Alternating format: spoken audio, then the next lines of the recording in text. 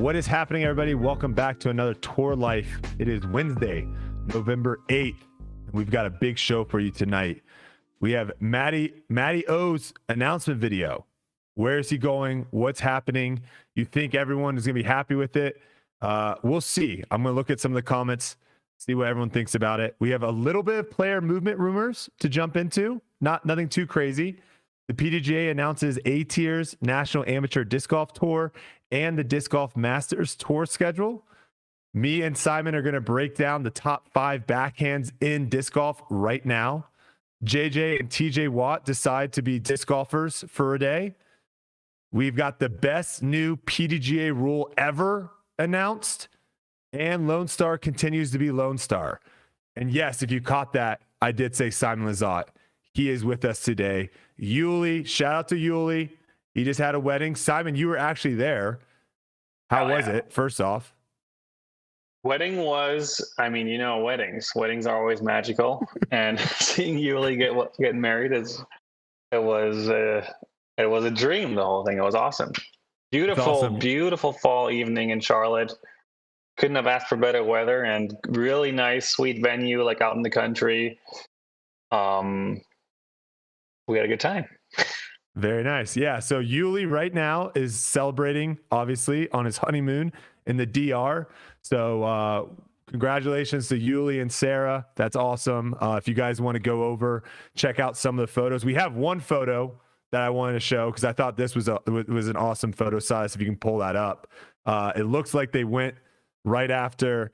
Got to have the big sombreros on for dinner afterwards. Looks really nice. So go over to Yuli and Sarah, or I don't know if Sarah has a public Instagram, but go over to Yuli's Instagram, drop a nice little congratulations on him. And before we get into it, Simon, big thanks for you stepping in.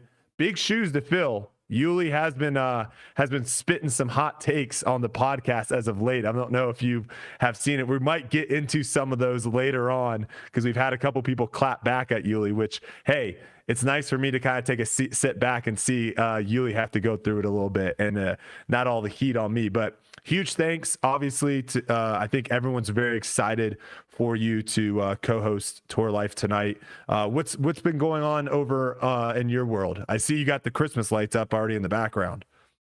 Yeah, over the weekend when I went down to Charlotte for Yuli's wedding, my wife got busy putting up Christmas decorations. Where I come from, Germany, and the way my family was involved with Christmas, this is pretty insane to start early November, mid-November to put up Christmas decorations. But I think it's kind of the American way. You know, when you go to grocery stores now, you see already Christmas stuff up. Yeah. I was at Home Depot last week, and they had a huge Christmas trees already. I'm like, we're like so far away from Christmas. Like, can everyone slow down a bit? Because we just got done with the season. So yeah. Yeah, I think there's like 2 crazy levels, right? The crazy, I think, is as soon as Halloween is over, they're putting up the Christmas tree, they're putting up the lights. That's like top of the line. Then I think like moderately crazy is like right after Thanksgiving, right? You're taking your last bite of pumpkin pie and the Christmas tree and decorations are going up. To me, I was always like, it has to be in December. I have to be in the month of the actual holiday before I can feel like the spirit of the holiday. Are you ready for the Mariah Carey anthem? I feel like you like that song. I feel like that's up your alley. I'm actually a pretty big Mariah Carey fan, to be honest. If you have never seen Mariah Carey in her like early days performing, she was goddess out there on the stage. And she still is really good. She still is kind of a monster. I haven't listened to much of her recent stuff, but every time I like see her on photos now, it seems all a bit too much to me. But when, like back in the day, she was like all natural and just killing it out there. And that made me a fan. And I'm a fan of that song too, honestly. Yeah, no, it's a good song. All right, before we jump into a lot of topics, a few things real quick. I spent maybe too much time setting this up, but hopefully it's worth everyone's while. It's the new one-stop shop for Tour Life. So the website is hoo.be/tourlife. Tour Life. The link is in the description down below. That's where you can find all the latest episodes. That's where you can find all the audio podcasts. You can find us all on social media.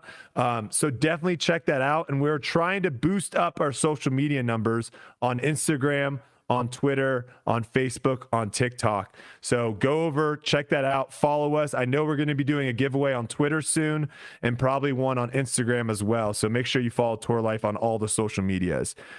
Next thing real quick, subscription boxes. They're going out this month. We only have about less than 100 left. For $45, you get a mystery disc that hasn't been released yet. So it's not just like a random disc. It's a disc that hasn't been released yet. 2 premium discs and a swag item. That's over on foundationdisc.com. Go check that out. And my week, to get into my week, the Raiders are back, Simon. I almost called you Yuli. I almost slipped up. The Raiders are back. Are you a big NFL guy? Or do you have a team? Unfortunately, no. I've never watched a full football game. I've never been into any American sports somehow. They always slipped under my radar in the last 10 years I've been here. I sadly have to say that baseball is probably my favorite. If I would have to go and watch something, it would be baseball. But other than that, yeah, I don't know any interest. I don't know any athletes. Interest? I don't know any teams. I've never heard of the Raidars. I couldn't tell you anything on this topic. Okay, well, if you do have any interest, I have tickets to the game. So if you want to make a little stop out in Vegas at some point this offseason, I can bring you to a game, and maybe you'll fall in love with football a little bit. But the Raiders are back. I finally got a picture with Kelsey in uniform. Size, throw that up. It's been I was trying to make it happen. She performed before the game, so I was able to see and get a picture with her. Also, something that I can check off. What they say on my bingo card? What are the kids saying now? I didn't have that on my bingo card. Is that the phrase? I think. I don't know. No one. Simon and Silas have no idea what I'm talking about, but I think that's what the kids are saying. Something that's not on my bingo card was Kelsey being a backup dancer for Rick Ross. Simon, are you familiar with Rick Ross? Every day I'm hustling. Every day I'm hustling. Every day. That song sounds familiar. Yeah. So she got to dance for Rick Ross. That was really cool. Update Risk. My Risk streams on Twitch are going great. I'm currently Master, getting closer and closer to Grandmaster, which would be awesome. You a big Risk player? I wouldn't say I've played in over 20 years, but I heard it's a good game. It's a great game. Tech Disc, the Tech Disc live stream. I did a Tech Disc live stream showing out the product. I think it's a big game changer. We might get a little bit more into this later on in the pod. I would love to kind of hear what you think of that, Simon, and maybe what technology looks like in disc golf in the future. But the Tech Disc live stream went really, really well. It works really well inside. I got the net and everything set up here. Another thing I just want to clarify, the Masters is not the end all be all. I've been hearing people compare, because Yuli went out and said the World Championships shouldn't be as popular, or shouldn't be above every other major. And people are saying, well, the Masters is. That is not true. There are some people that think the Masters is the most important. There are some people that think it's the US Open. There are some people that actually think it is the Open over in Europe. But I just want to put that out there. The Masters is not the most important. It's a little bit different in golf. Last two things. Connor Break 86. Do you consume any of the Foundation Disc Golf content, Simon, on the main channel? I'd say probably around 1/3 of it. Okay. So if you haven't, the Connor Break 86 out at New London is an incredible series. He has his best performance, is what I'll say, out there. So give that a watch if you haven't already watched that. And then the last thing, which we can maybe talk about this right now, expenses. I'm very, very curious what you think about this. Someone asked me last podcast, what are your expenses in disc golf to tour as a professional? So I didn't list all of them off. I just listed off a decent portion, like maybe a quarter up until Jonesboro. Oh yeah, I saw that. Yeah. And I think some people didn't have the context of like someone asking me it. So there was a lot of people being like, why are you talking about this? I feel like I toured actually pretty cheaply. I drove to a lot of the tournaments and I stayed in an Airbnb with 2 other people. So I feel like I was more on the cheap end. If you're comfortable saying kind of some of the numbers, Simon, of like what it would cost for you to go to a tournament or play maybe two weeks, like what expenses do you kind of take in? Yeah, when I was listening to your numbers, I was thinking also that was on the cheap side, at least compared to me. I think I must be in the top 3 that travel and tour most high budget, I want to call it, or at least I have the most expenses because I fly, I get a rental car, and I almost always get a hotel by myself. Sometimes I'll share an Airbnb, but I usually end up paying the most for that as well because I don't know why I do it, but for some reason I feel obligated to pay more than my touring friends who make less money than I do. So I feel like I need to chip in a bit more just to help everyone out. Yeah, I don't have the exact math. I didn't do the numbers, but I would say roundabout it's between 1,500 and 2,500 per tournament. My expenses. Yep. Yeah, I basically lose money every tournament I go play, unless I finish in the top 5.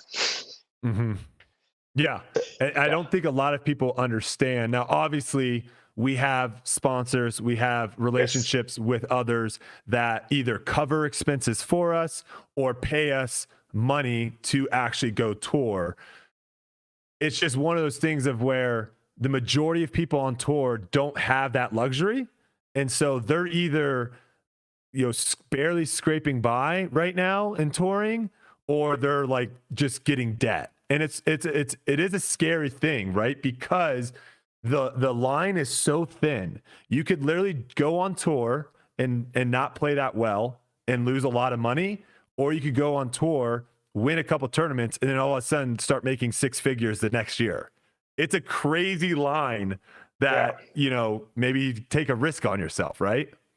Yeah, I always tell my wife that for me going on tour, I mean, it's such a sacrifice for a family guy who loves being home to freaking go on these road trips every other week. But it's like an investment in the future. It's an investment in my career. And even if I lose money, if I don't finish in the top 10 and I ended up, technically losing money, of course I get paid to go play. But if I put my tournament winnings against my expenses for the week, then I most of the time end up losing money. But I still see them as a investment because I get to meet fans, I get to hang out, I get to hopefully be on a featured card. I am present and potentially being talked about, which is obviously the goal for, I think, any athlete. Yeah, no, very true.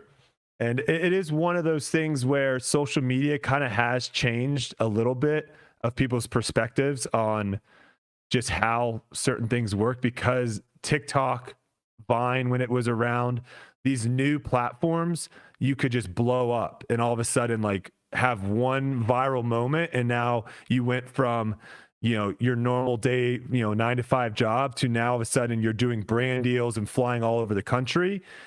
And it's kind of taken away a little bit the idea of like like you're saying, investing time and effort into something, and hopefully it pays out. It's not always going to, but sometimes in the future it will. And I think right now that's kind of what disc golf is for a lot of people playing, is you put your effort and your time and energy into it, and you're just hoping it pays out in the future. Because there are a lot of people on tour now making a whole lot of money, but there are a whole lot of people on tour that are losing money. So kind of a crazy, I don't know, it's a weird like dynamic, because even if you look at like other sports, I guess you could say, so let's talk about like NBA basketball contracts, right? There are guys that make close to $1 million a game, right? They're making $800,000. I think Giannis is making $800,000 a game he plays. And then there's guys on there that are probably making, 6 figures. So they're making way less comparative, But I think that isn't as crazy as someone making $1.5 million and someone losing $20,000. And that's what disc golf has right now. So it's like the craziness between the two. Do you ever see that gap getting closer? Yeah, I think as long as the sport keeps growing, I think we're going to close that gap more and more. I think I always like to say that in other bigger sports, the athletes get paid to compete. And in disc golf, it sounds a bit wrong to say this, and I don't know if I'm phrasing it wrong, but I don't know how to phrase it differently right now. Like, we almost more get paid to perform than to compete. Like, yeah, we are more of like a product than we are athletes sometimes, I feel like. That makes sense. No, I see what you're saying, of where you're better off being like an entertainer, getting people to want to pay attention to what you're doing versus going out there and just getting a bunch of top 10s, a bunch of top 20s. And the reason for that is because the money isn't in the finishing prize pool. Exactly. The money is in how many discs can you sell the manufacturer who sponsors you. That's where the money is. Yeah. And if you basically the more popular you are, the more discs you can sell. Yeah. And if you look at other sports, you look at tennis, you look at golf, like other individual sports, the top 10 players in the world aren't necessarily the most popular players. So that's where in disc golf, it's kind of a little weird because you're way better off actually trying to build a following, a fandom, if you will, around you than you are actually going out there and playing well. So it is a little bit of a strangeness, but maybe that gap changes and then people can really just focus on the competition side. Yeah. Once the prize money, I think we're headed in the right direction. The prize money is going up and up every year. And I think we're not too far away where it will start mattering just less and less and less every year of how many discs you sell, but because you can just go out there and shred it and make $250,000 a year. Yeah. And we're seeing that with some people, right? Some people are already making six figures just in prize pool money right now. All right, let's get into our first topic. Matty-O signs a 4-year extension with Westside. Did you see the video yet, Simon? Yeah, after you sent me the notes, I made sure to check out the video at least so I know what you're talking about. Okay, we'll play it here again so you get to watch it again, just so everyone else that's watching it can kind of see what's going on. And if you're listening, go check it out. It's on Westside Disc YouTube channel, but we're going to break it all down here in a second. All right, go ahead and play it, Silas. I know it's not politically correct to get involved in things like this, but I'm calling for 4 more years. Why are we talking about this? It's not even a question. 4 more years, it's just a given. Perspective, what kind of pressure does this put on Westside? We all know that disc golf has some of the most passionate, vocal fans of any sport out there. These people that are out there in the streets, they are not joking around. Ladies and gentlemen, we've heard voice after voice. How could we, in good conscience, ignore the demands of the people? All in favor? Aye. And all opposed? Very well then. On behalf of Team Westside and the voice of the people, I hereby declare 4 more years!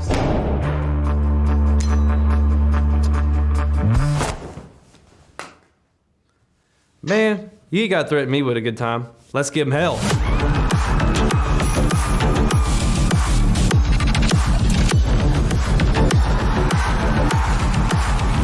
All right. Okay. Initial reaction, Simon.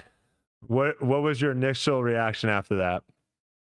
My actual honest initial reaction was that I am a huge Matty-O fan. Love the guy. I love the way he presents himself and the way he acts, and just he is such a unique freaking guy.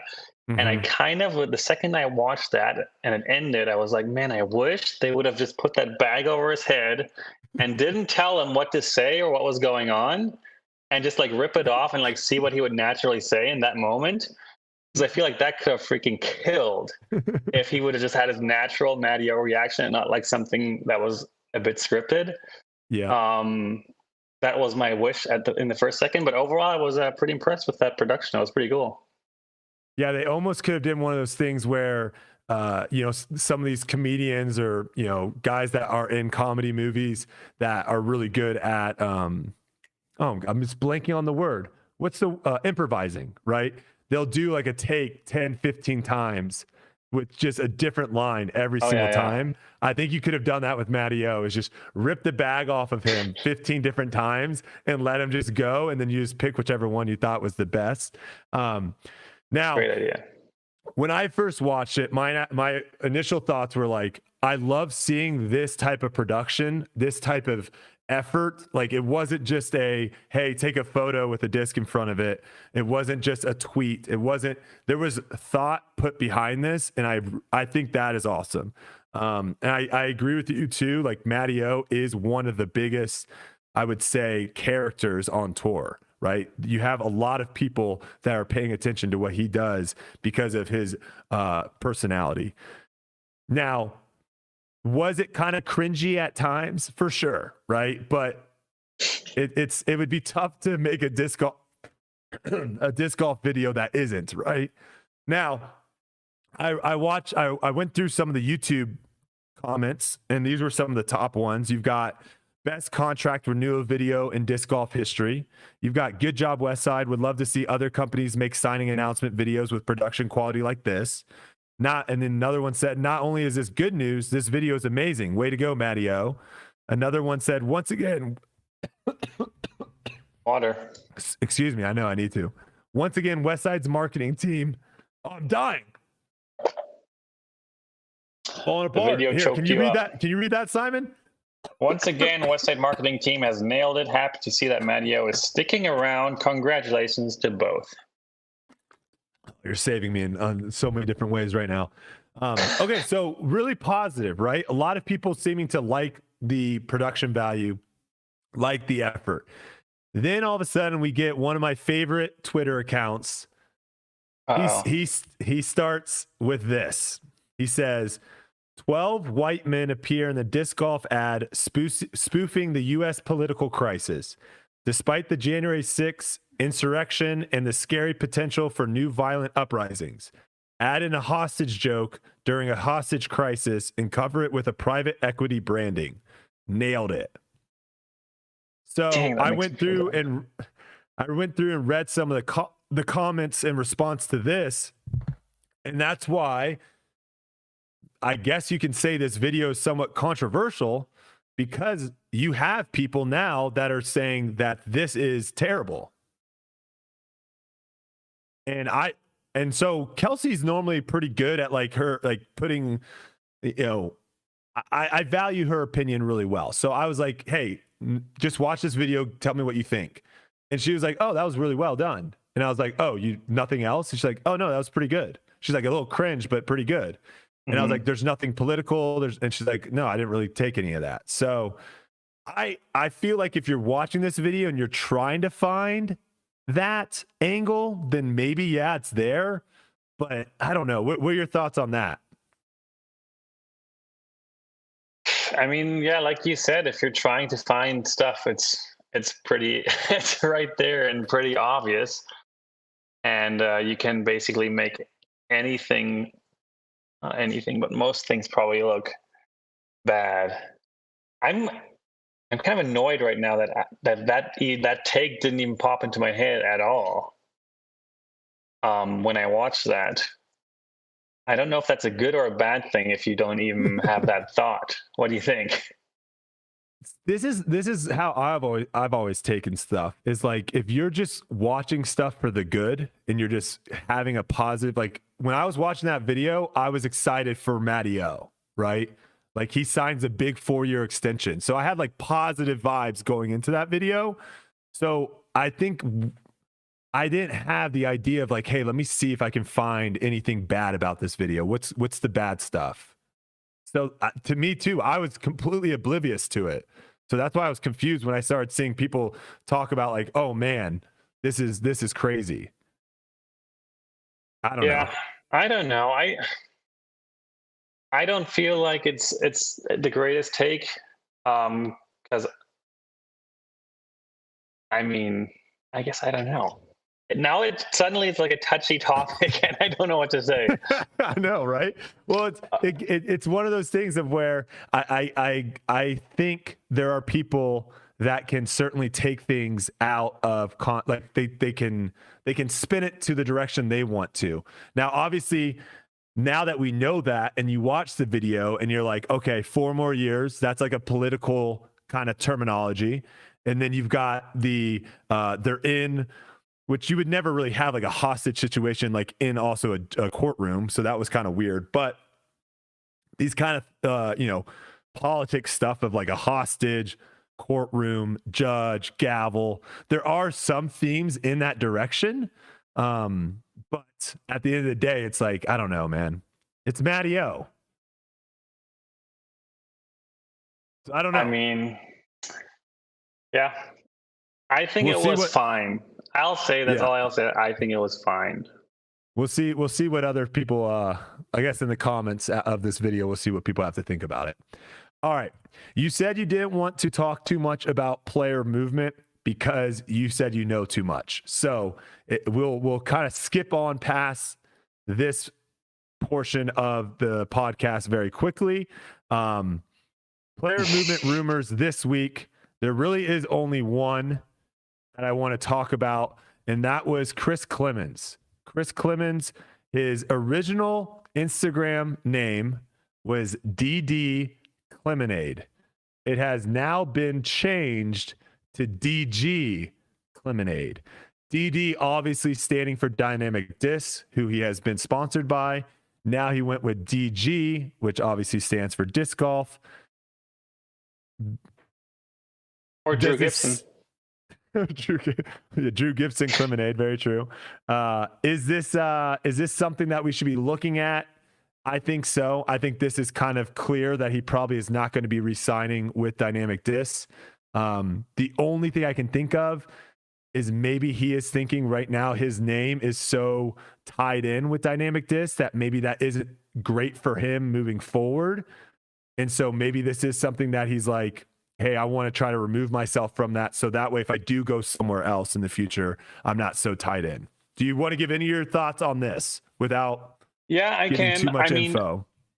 If I put myself in his shoes, and I know Chris is a smart guy, then if I was changing sponsors, there's no way that I would change my Instagram handle before I make my sponsor announcement, which makes me think that it doesn't necessarily mean that he's leaving, because he would not do that unless he's trying to start a rumor, which then again, it might be meaning that he's leaving. But I mean, he has to either start the rumor on purpose or not change sponsors. I don't think it was a mistake by him, and he hoped no one would notice, because that doesn't make sense. Yeah, this is a little bit different than someone joining a Discmania player group, collectors group, right? Like that. This is a little bit more like that. You can kind of think like, oh, no one's going to see this, or maybe you're not even thinking about that. You're changing your Instagram handle. People are probably going to notice that. So I'm with you on that. He is a smart dude. And so maybe this is a play of where he's like, hey, I'm in negotiations right now with Dynamic. And if I change my name, that doesn't necessarily mean I'm going somewhere else, but then maybe people start talking about it. Now I get offers from some other people. Maybe that was his whole plan. And if that was, you're welcome, Chris. You're absolutely welcome. And if you are leaving, if you are leaving and we just spoiled it, apologies, but don't change your Instagram handle. All right, you'll like this. Maple Hill, #1 course in the world for the 3rd year in a row. So some stats about Maple Hill. The score out of 100 is a 96.19.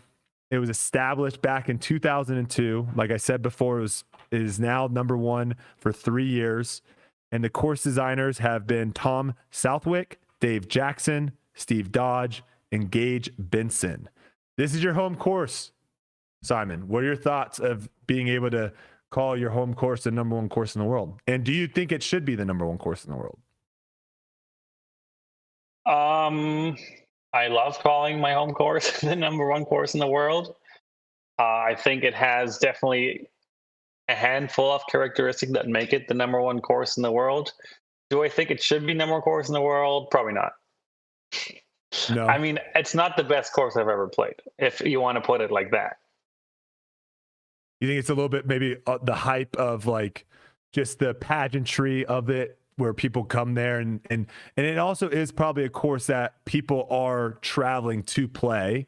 And so then that might give that, you know, you might give it a little bit higher of a rating because you're making a big trip. It's a vacation versus like just kind of, you know, you're at work or something on somewhere and you play a course. You're like, oh, that course was all right. Do you think that has a little bit to do with the rating? Because these are just the number one course in the world. This is just based off of UDIS ratings. That's all it's based off of.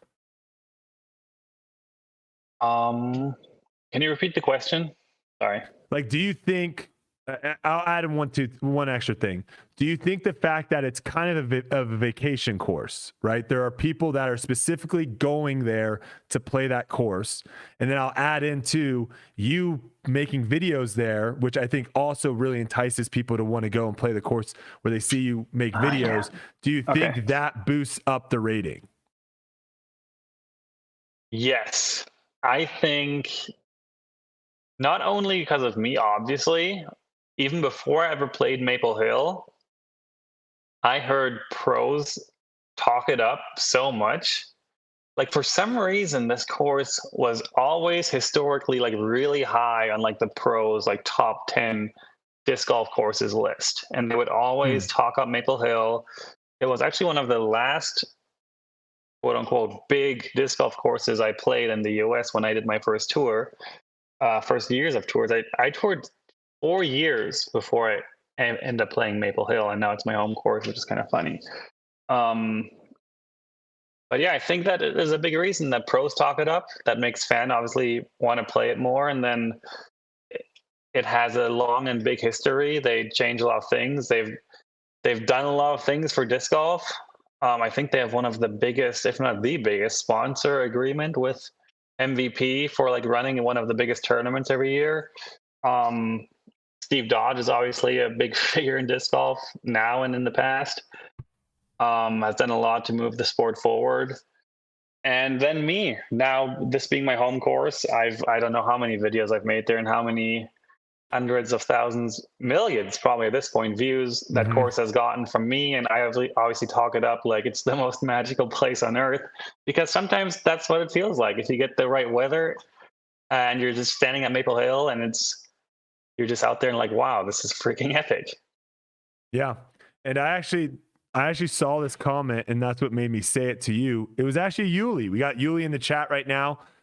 He said that Simon has helped make it the number one course in the world. He made it more famous. So he is basically saying you're the reason why it is the number one course in the world. I try to do something similar with my favorite course in Dallas. It's called Dash's Track.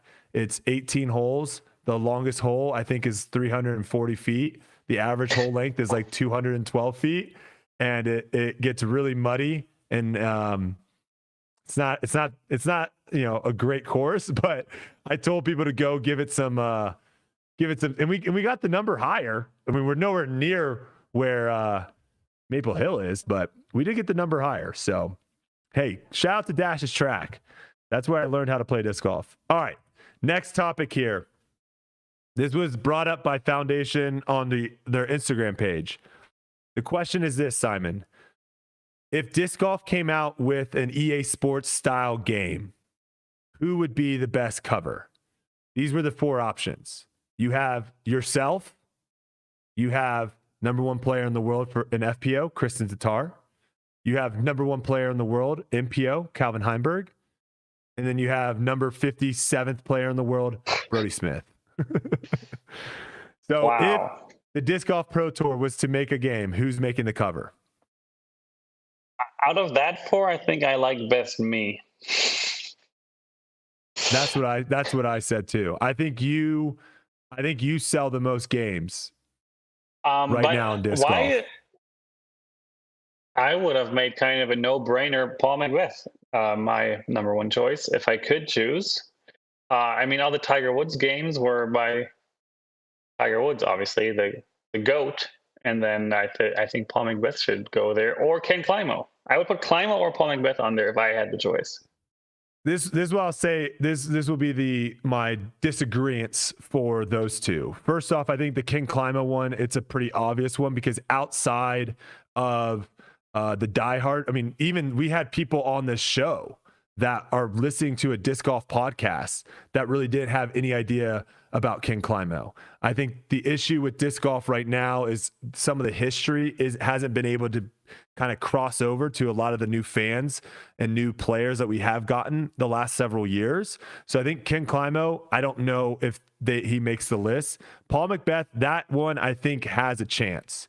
But certainly. Wait. Are you wanting to market this game to disc golf fans or to the broader audience? Because if it's the broader audience, then it doesn't matter who's on the cover, or you don't need to know who it is. See, so I think like if we're going just like broader audience, right? Of like who's going to walk by and say like, oh, I know who that person is, right? I think I'm probably the pick out of all those. But that doesn't mean that person's going to buy that doesn't mean that person's going to buy the game, right? We're trying to get people to actually buy this product. And I think the only people that are going to buy this product are disc golf fans. And that doesn't mean they have to be diehard, but they have to like disc golf. And to me, that's why I think it's you over Paul, because I think Paul has the pulse over the disc golf, like hardcore fans, but you have such a bigger social media presence that you probably have a lot more of those casual fans that watch you that might not even watch the Disc Golf Pro Tour, right? And so those are the people that are going to see you on the game and decide to pick up the game because you're on there and they want to throw a Simon line or whatever it may be, right? So that's why I would say the difference. Now, if you go back to the year that he won Worlds, which was what, 3 years ago, right? Yeah, because it was Isaac, then it was Conrad, then him. If you do that, then I think he's the no-brainer, right? Because I don't think your YouTube is where it's at that many years ago, and then he right now is like the 6-time world champ. That would be my argument against Paul and my argument for you in that scenario. Isn't golf? I mean, in golf, it's hard to say right now, right? Tiger Woods is kind of still the most popular golfer by far, right? By far, but not even close. Yeah, not even close. But you have to remember too, golf, like Tiger Woods was the one that made golf blow up. And I think Paul obviously had a big impact on making disc golf blow up, but COVID and other things also made disc golf blow up.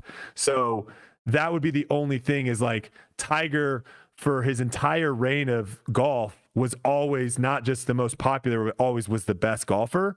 And now we're seeing other people come into the picture, Calvin, Isaac, Eagle, yourself, other people come into the picture to where I don't think it's as cut and dry. Well, I would make the argument lastly that Paul is much more popular than me. At least double, actually. Is what I would argue. In disc golf, you're saying? Yeah. It'd be interesting. Yeah, I mean, obviously this is like something that's very difficult to see. The only way is like the social media. That's really the only way that we can kind of somewhat have an idea. I would definitely say he probably is the closest second to you. I do like Kristen Tatar on the cover though too. I think that could be very successful and maybe a really smart move. Yeah, she's also massively popular in Europe. We sometimes are a little too American centralized, and we don't realize that like Vino, Niklas, these guys that if they come over here, they're not super popular. They go over there, they're massive. They are massive. You know, Kristen's winning awards in her country, right? So All right, we got Yeah, $9.99 real quick. $9.99 dono. If it's just disc golf alone, then probably Simon or Calvin. If it's outside, then it's Brodie. It's between Simon or Brodie. They both have a disc in the cover, the main product you're trying to sell.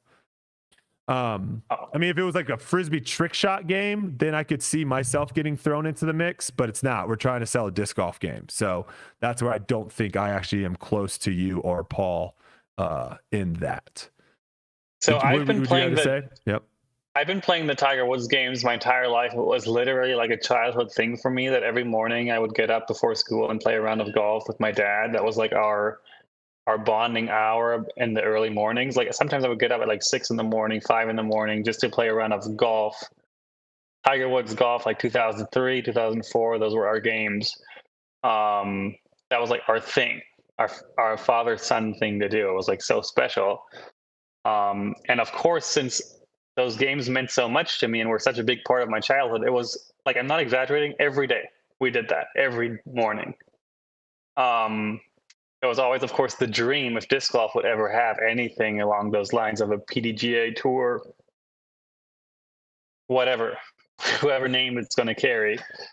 And I would be beyond honored. And it would have been a life dream and goal for me to be on the game. I'm not convinced that I'm the one who deserves it most, but I mean, if people think so, I'll do my best. And I don't know if it'll even ever happen. I'm not convinced anyone is capable of making a good enough disc golf game that's so fun to play that it gets addicting. It'd be really, really tough. There was a game that someone sent me when I was streaming a while ago, and it was actually a pretty fun game on the computer, but I agree with you. It definitely is not as fun as like what golf was, but you never know. Like I think the big thing with this is like playing the courses. So if you're able to make Maple Hill look like Maple Hill, if you're able to make Winthrop look like Winthrop, if you're able to make these places, Fox Run, all these places look like it, and make it look like realistic, I think that is a huge one, right? So it'll be interesting to kind of see. They could totally do that. Do you know the new PGA? No, what's it called? 2K24 or something are the new games, the golf games? I think they're the 2K games. And I've been out of the game world a little bit. I'm more of a PC gamer now. Okay, but those new golf games have like, you can build your own course. Mm-hmm. And the design features you can have there, and like the terraforming, I think you call it, where you can like basically do anything you want with the world they give you. It's unbelievable. And the courses people can build on there is unbelievable. Like just random people build and publish courses on the game every day. My dad is like a huge fan of that, and he builds courses, and he makes actually pretty sick golf courses. And if we could just use that, you could easily, with a bit of talent and a bit of time, recreate disc golf courses like no problem. It would take like a couple of weeks.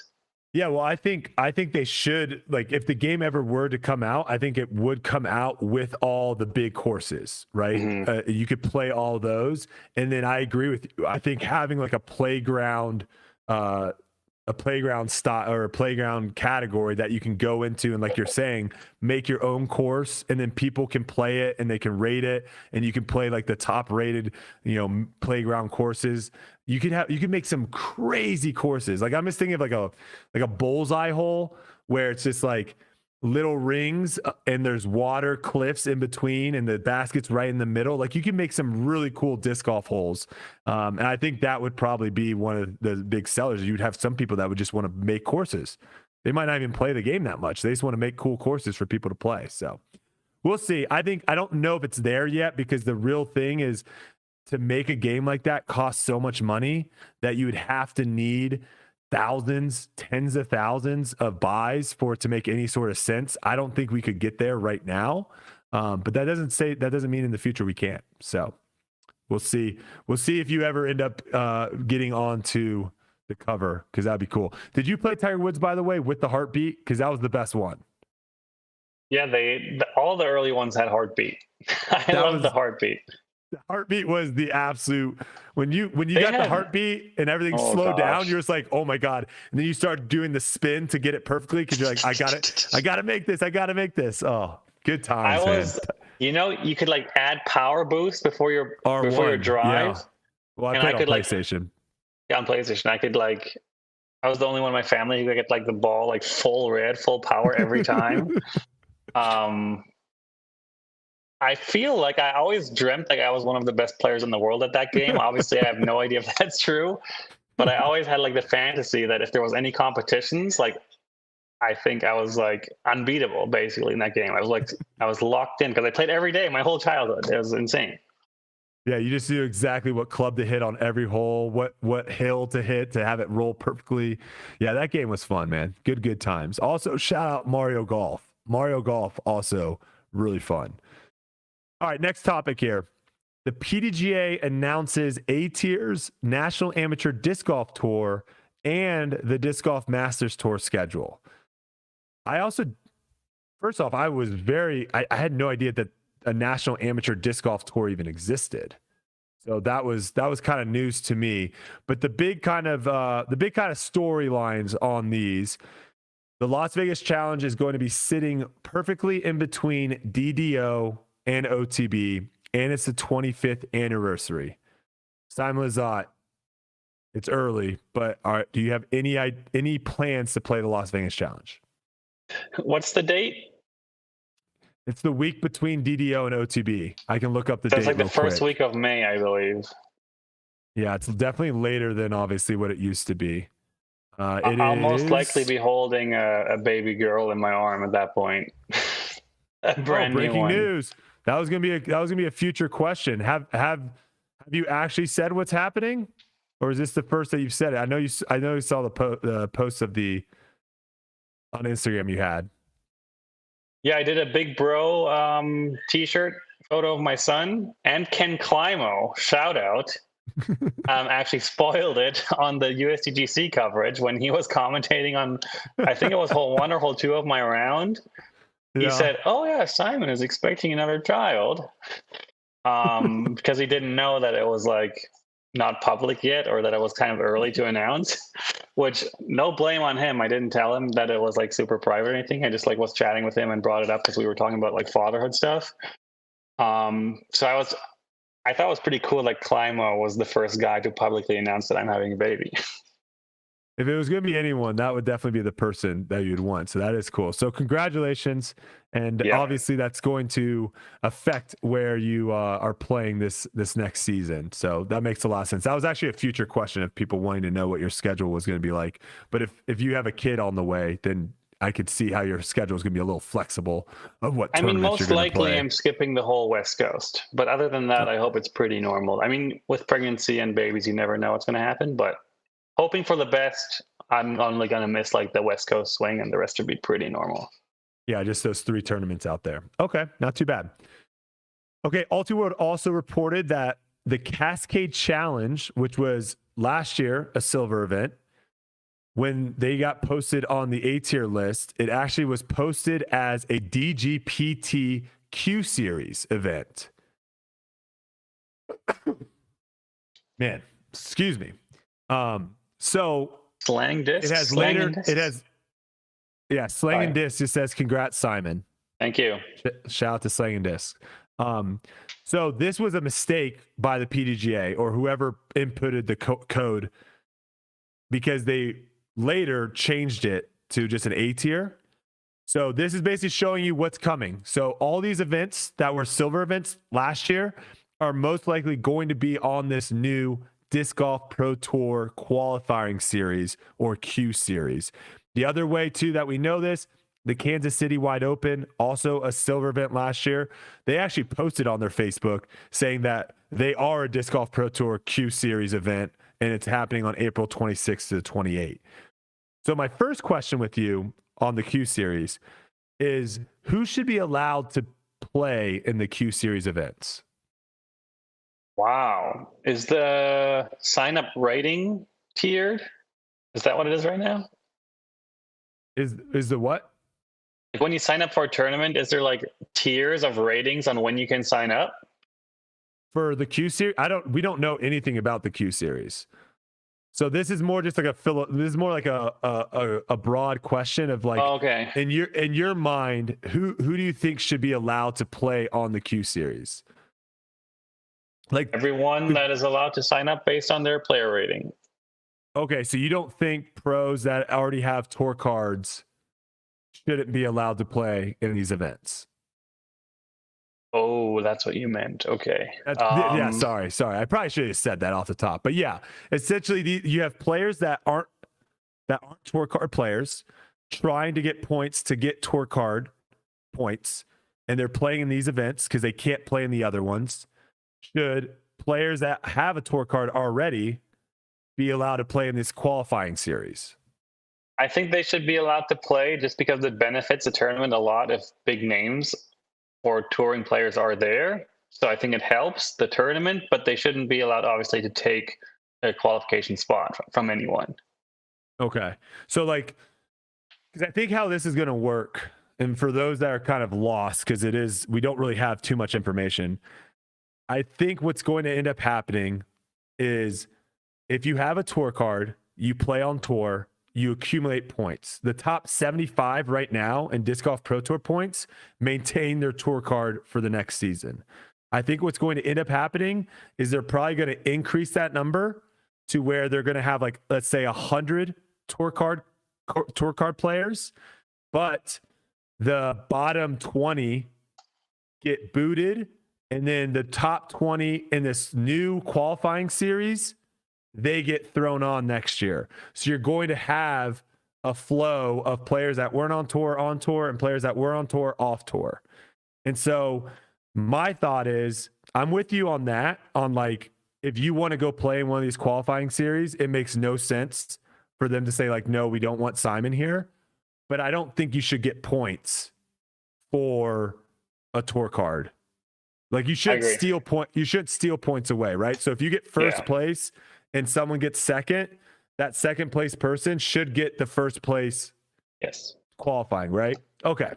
You should just be a ghost, basically, that takes your money. Yes, a ghost that takes money. I like that. So we'll see if there's more announcements coming forward with the Q series, how it's actually going to all shape out.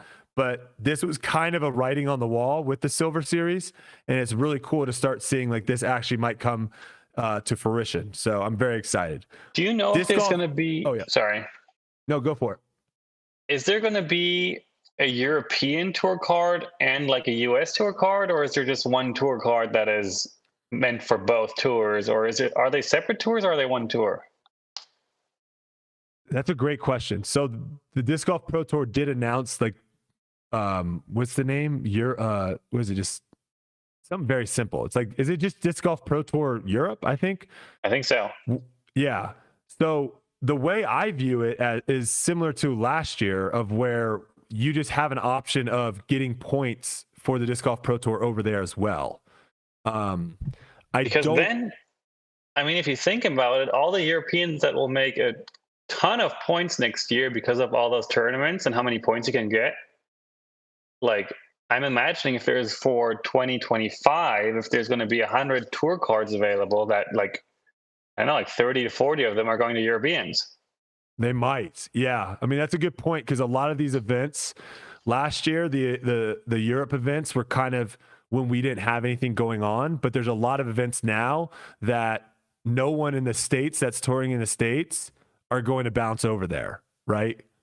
So it's a very good question. I think what they're trying to do is they're trying to build up that tour to where they can now have two tours. They could have the one in the States and they can have the one in Europe, and they're separate. And you basically can get, world ranking points by playing in either one, but you can't just rack up a whole bunch of points and then come into the tour championship with a 6-shot lead and you like didn't play anyone in the States. Right. So, it's interesting times right now. That's a good question though. So Disc Golf Masters Tour was announced. This tour is for people that are 40 or older, and they actually are playing some pretty good courses this year. They're playing Maple Hill. They're playing Milo. What do you think the future is of this tour? Oh, no idea. I was actually accidentally kind of almost part of one, obviously not playing, but I was kind of on site while one of those was happening at Maple Hill this year. I didn't know what was happening. I just kind of like showed up and there was a huge trailer there, like set up with discs, and I didn't understand what was going on until someone told me that there's a Masters Tour tournament going on. Until then, I haven't really heard of the Masters Tour, but it is pretty legit and pretty competitive. And there's some guys that are on the Masters Tour, and I hope it grows. I hope they can make a living off of it, because I think it's the coolest thing for everyone that I looked up to is about reaching that age of like 40, 45. And if they had a tour where they can still compete on and actually make money, I love it. Yeah. It's going to be really interesting to see how this grows, because again, a lot of the players that are playing on that tour right now, there are fans of disc golf that kind of just missed them, right? They missed their dominance when they were playing. They missed their major champions. They kind of missed all of that. So it'd be interesting, as the players that are in their 30s right now, which there are a lot of good players right now in their 30s, what happens once those players get to 40, right? And now obviously you're going to have some guys that make a crap ton of money, and so they're going to be like, hey, I don't want to just keep touring around. But you might get a scenario where you have, 5-10 years from now, you have yourself, Paul, Ricky, I'm trying to think of some other people without calling people old when they're not. I'm safe with you three. So I'll say you three showing up at Maple Hill 10 years from now, playing in a tournament. That could be really cool for fans. So something to think about, because I think in the future, I'm not going to speak for you, but I know for myself, when I'm 40 something years old, I'm not going to be doing what I'm doing right now, which is playing almost every week or every other week. I'm going to pick and choose. And really the only tournaments I'm for sure going to are going to be the majors, right? And that might be the only tournaments I go to. So this adds in maybe some other tournaments that you might see some of these guys at. So I'm with you. It could be really, really cool. All right, let's get into it. I'm really excited for this next segment. This segment, me and Simon are going to break down what we think the top 5 backhands in disc golf are right now. I did not put mine in order. These are just the 5 that I think are the best. So I'm going to start. How do you want to do this? Do you want to go back and forth, or do you want to list all 5 and then I list all 5? You first or I first? All 5. I don't care who goes first. You choose. You go first. Okay, so I have a top 5. You can choose if I should just read them in no particular order, or if I tell you why they're in my top 5, like kind of tell you which category I put them in and why he made the spot. I think the more information, the better. Okay, so I have 5 categories. 1 is most impressive, 2 is most consistent, 3 is most clean, 4 is most accurate, and 5 is most annoying. Just annoyingly good. Okay. Most impressive, I have AB. If you've ever watched a human gunshot, watch AB throw. It's unbelievable. Most consistent, I have Isaac Robinson. I think when his backhand is on, it is pretty much unmatched with consistency. Most clean, I have a bit of a dark horse pick with Silas Schultz. Yeah, that's a good one. Probably one of my favorite throws backhand I've ever watched. It's just so freaking from first step to release. Like, that's what I want your backhand to look like if I could tell anyone. Most accurate, I have Niklas Antila, because every time I play with him, I am just mind blown on his angle control. And with him having his small body size, and it doesn't really look like much, but it just comes out so fast, so clean, and so controlled every time.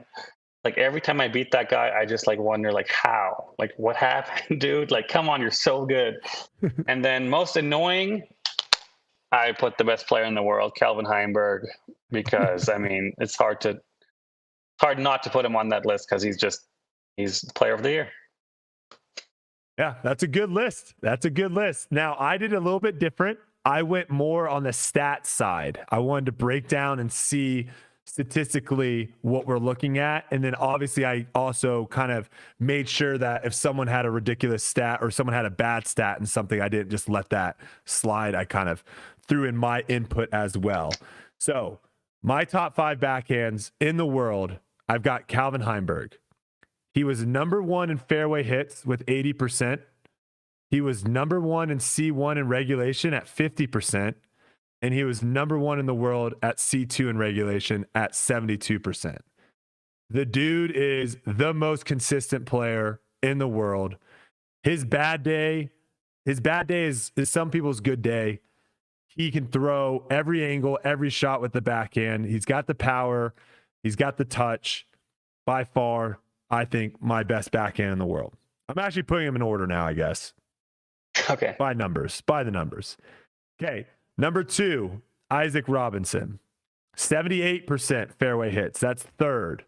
43% in C1 in regulation and 65% in C2 regulation. When he is at his highest, I think his backhand is probably the best. But overall, I think Calvin beats him just because of the consistency wise. But we saw this at Champions Cup on a course that is backhand heavy. He blew the field away, and it wasn't even close. Never even made it close at all. So Isaac Robinson sits at number 2. Number 3, this might be a little bit of a shocker to some because he has a really good forehand, but people sleep on how good his backhand is, and that's Aaron Gossage. 77% fairway hits, 4th in the world. 46% C1 in regulation, 3rd in the world. 68% C2 in regulation, 3rd in the world.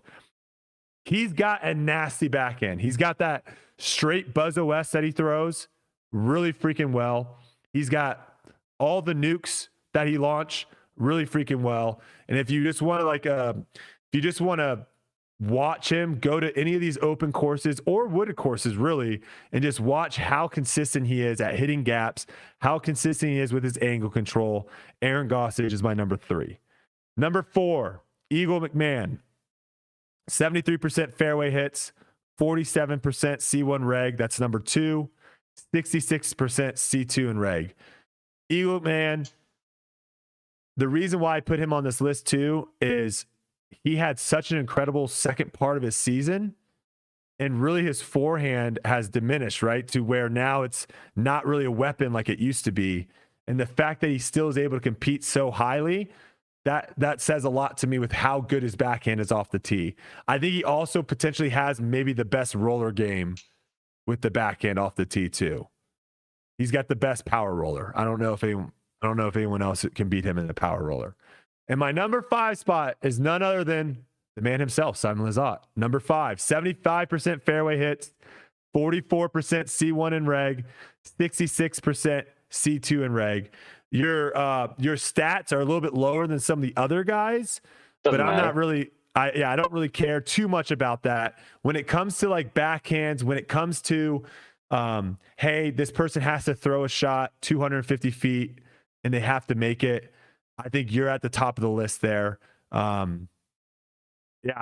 think just seeing you be able to control the disc, whether it's windy, whether it's in the woods, whether it's a tight gap, whether you're having to throw a flex, a turnover, where you're having to throw a hyzer flip, I think you're one of the best in the world when it comes to that. So you have the number 5 spot. Honorable mentions, do you have anybody that like was close but didn't make it for you? Eagle is, of course, someone who should be on the list. Just by my categories, he didn't quite make the list. But obviously, Eagle is one of the furthest and most accurate throwers out there. I thought about myself, of course, because the backhand has been carrying me for the last decade on these courses as well. Garrett Gerthy is another guy. David Wiggins, obviously. Like, I'm just thinking of like the guys who can just throw 650, 700 feet. But this wasn't really what that was about. This was more about overall backhand style and accuracy and distance combined. So a couple names. James Conrad, he comes to mind. James as well. Yes. Kale LaVisca comes to mind. Now, obviously, I think he gets docked some points because of the distance. But if that distance wasn't an issue, I think the other things are up there. And then I had one other one that's blanking me right now. Oh, Bradley Williams. That would be the other one that kind of comes to mind when it comes to the backhand. So, and then Drew Gibson. That's a good one. Chat saying Drew Gibson. I had Drew in there as well. Yes, actually I did. Yeah. I think Drew's also a pretty solid, very good solid form. one. Also, next to AB, probably next fastest disc on tour, speed-wise. Freaking explosive as hell. Yeah. You think he's faster than Eagle? Drew's discs out of his hand have made sounds that I have not heard from Eagle. More rocket ship like. It's unbelievable. I wonder if Eagle just puts more spin on it, because I think the spin, like the amount of spin you get on a disc really has a huge factor with how far you throw. Like I think Adam puts a crap ton of spin on it, and that's why he's able to compete at these distance contests when his miles per hour of his speed is like 7, 8, 9 miles per hour lower than everyone else's. He just spins. Gannon Burr is another one that spins. He actually is not a bad one for backhand either. A little bit maybe on the inconsistent side, but when he's at the top, he's pretty good. All right. I'm sure you saw this. It was around everywhere. And this is kind of what disc golf is like, is when we see someone famous, another athlete playing disc golf, everyone just like freaks out. It's like, oh my goodness. I did the same exact thing when I saw it, because these two guys it's not just like football guys. You have one of the best defensive players of all time, and you have probably the best defensive player active right now. And their brothers, TJ and JJ Watt, are playing disc golf in Pittsburgh. Are you familiar with this course at all? This is somewhat kind of in the Northeast, somewhat in your area. I don't think I've played that one. I've played a handful in Pittsburgh, but that one does not look familiar. Okay. So this is JJ Watt. They actually ended up posting this on his Twitter, and I think also some on Instagram as well. There's some videos of them playing there. He says, our disc golf games are about as good as our regular golf games. Trash. I'm going to let the regular golf game slide a little bit, right? It's a little bit of a jab at disc golf. But we'll let it slide. So yeah, these guys went out. It's really interesting too, watching, like, JJ Watt's a monster. So if you can put up the picture of JJ with the blue disc, seeing that disc in his hand, like, he makes that disc look so tiny to, in comparison to some other people. But he's a big boy. Pretty cool little story. And before we move on, we got a special guest from his honeymoon calling in, working overtime. We got Yuli on the call. Yuli from the bar. Let's go.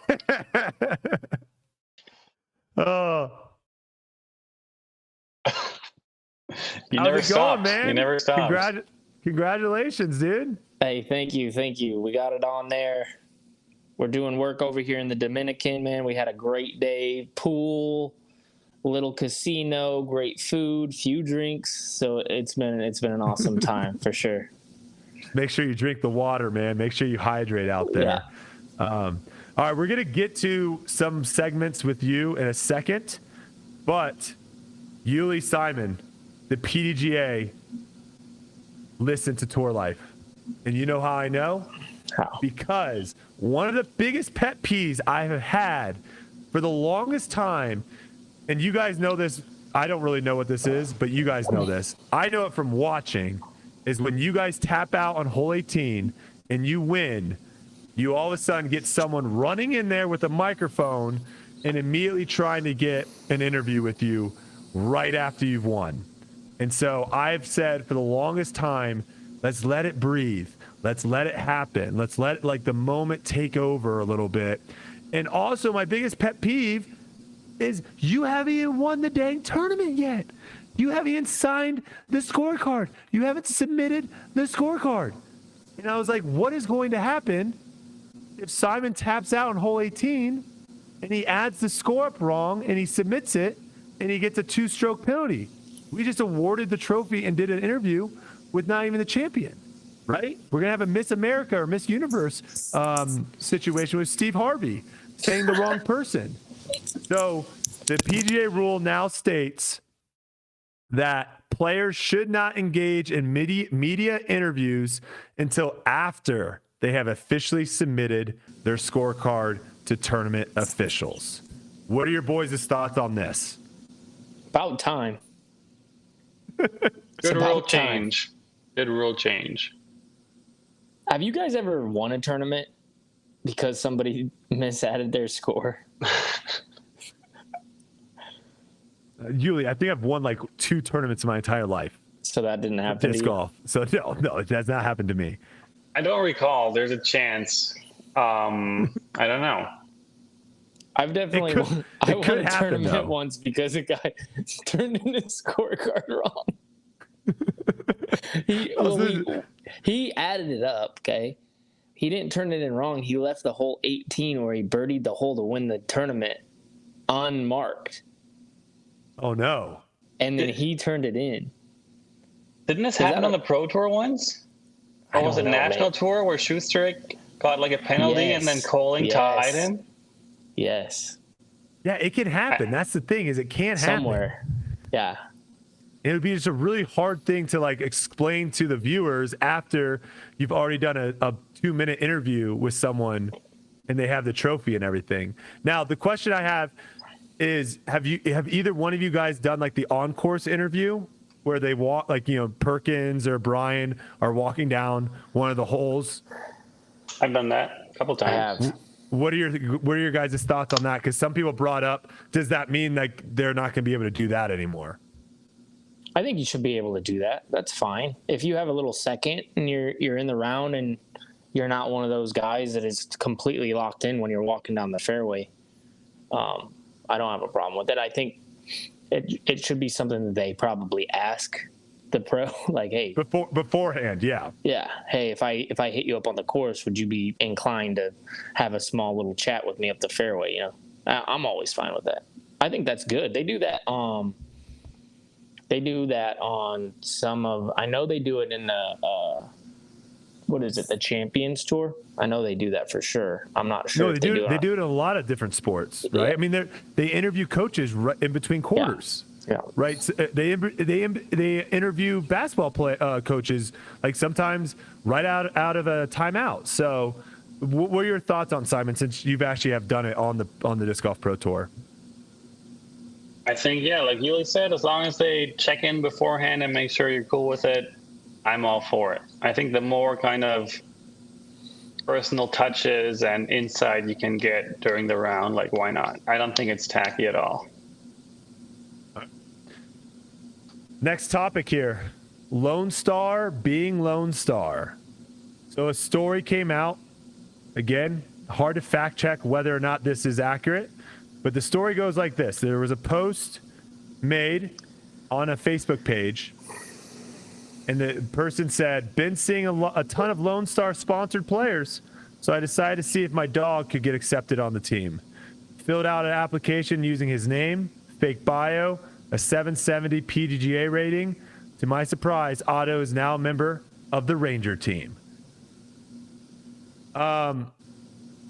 Okay. That's so funny. That's so funny. So this is what I'll say on the matter. There is something to be said about being able to say that you're a sponsored player, right? That is something that I think a lot of disc golfers hold as, I've made it, or this is something now I can go to my home course and be like, I'm sponsored.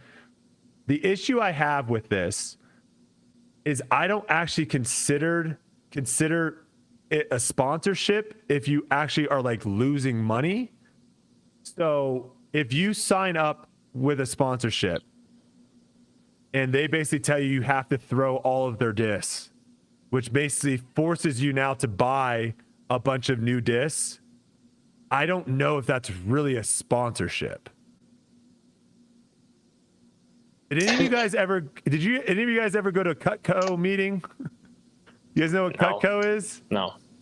So I was trying to find a job in college, and I needed to find something. And someone was like, "Hey man, you should check out Cutco." And I was like, "What the heck is that?" He's like, "Oh, just check it out." So you go to this meeting, and it's a knife company, and they sell knives. And they basically hype you up through the whole meeting about how sick their knives are, how much money you can make. You know, they take a penny out and they cut the penny in half with a knife. It's incredible. And so at the end, you're like, oh my gosh, I'm going to be a millionaire selling all these knives. These knives are incredible.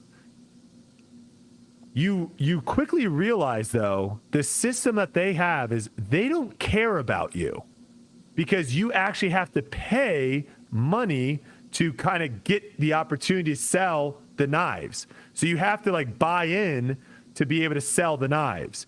So if I'm Cutco, I don't care if 1,000 people buy in to sell my knife and they go out and they don't sell any of them, because I got 1,000 people to buy in. That's sometimes how I feel a little bit with disc golf. Am I way off there, where the idea is like they don't really care what you do? Because if you just buy their discs, then they make money off of you. I think it has to do with a couple things. It depends on how big the company is, first of all.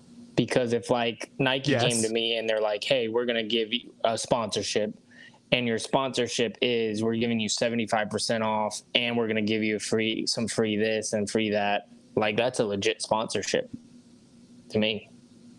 I feel like, especially if you're like a lower end professional athlete. Because then you get to say, "Hey, I'm sponsored by Nike," which is a great tool to have in your back pocket. You get to wear their logo. I don't know. I feel like that, like I said, I feel like there would be levels to it. Now, if it was something else, like smaller, where nobody knows who it is, and then they say like, "Okay, so you get 75% off and you have to buy most of your clothes," and you're like, yeah, they would kind of laugh at you. You know, but Nike's such a big brand that it's cool. I agree with that. Simon, what are your thoughts on this? I'd take 75% off. I'll buy it. Sounds good to me. But what if, so in Yuli's scenario, I think Yuli is right, where if it is Nike, right? I actually don't know, Simon. I don't know if you would do that though. Would you, if you only lower I'm thinking about like an airline sponsorship right now. Like, let's say some airline, what am I going to call it? JetBlue. Yeah, but but that's a perk. That's like a really good perk. Wearing a Nike shirt versus an Adidas shirt, there's no perk in that. I guess I don't really understand how your knife dealer thing works. Like, what do you buy? So how they get you is you have to like buy in to be able to sell their knives. Like you have to buy the knives kits yourself, and then when you sell them, you make money off of that. So you buy them for like 25%, and then you sell them for 100%. Yeah, you probably buy them. Correct. You're basically a salesperson, but the knife company doesn't take any risk, because if you don't sell it, they still make money off of you, because you've already bought it to sell it. So they don't actually really care if you're good at selling knives or not, because you already at least bought one of them to sell, if that makes sense. Okay. So going back to disc golf, though, is the analogy would be this. The analogy would be like you signing with Nike and Nike not paying you at all, but they give you a discount on their clothes, but they say that every single time you walk out of the house, you have to have a Nike hat on, Nike shoes on, Nike socks, a Nike shirt, and Nike pants or shorts. No, I also said they give you some free stuff. And they give you one free outfit. They give you one free outfit. And you're a lower level pro. You're not like Simon, because Simon would be very foolish to sign that deal, I think. Yeah. Well, he initially was thinking about it, but that's what I was trying to say. Like, you now can only wear Nike. You can't wear anything else. And I don't know if it's like worth it to do that. Now, there is obviously some value in saying that you're a Nike sponsored athlete. I agree with you there, Yuli. 100%. There is some value in that. Do any disc golf manufacturers have value right now in saying that you're sponsored by them? If it was like that, if it was simply just, hey, we're going to give you 10% off our discs, but you have to throw only our discs and you have to have our name on the back of your shirt. Do you think any disc golf company is similar to what Nike is, to where they have that poll? No. Yuli, thoughts?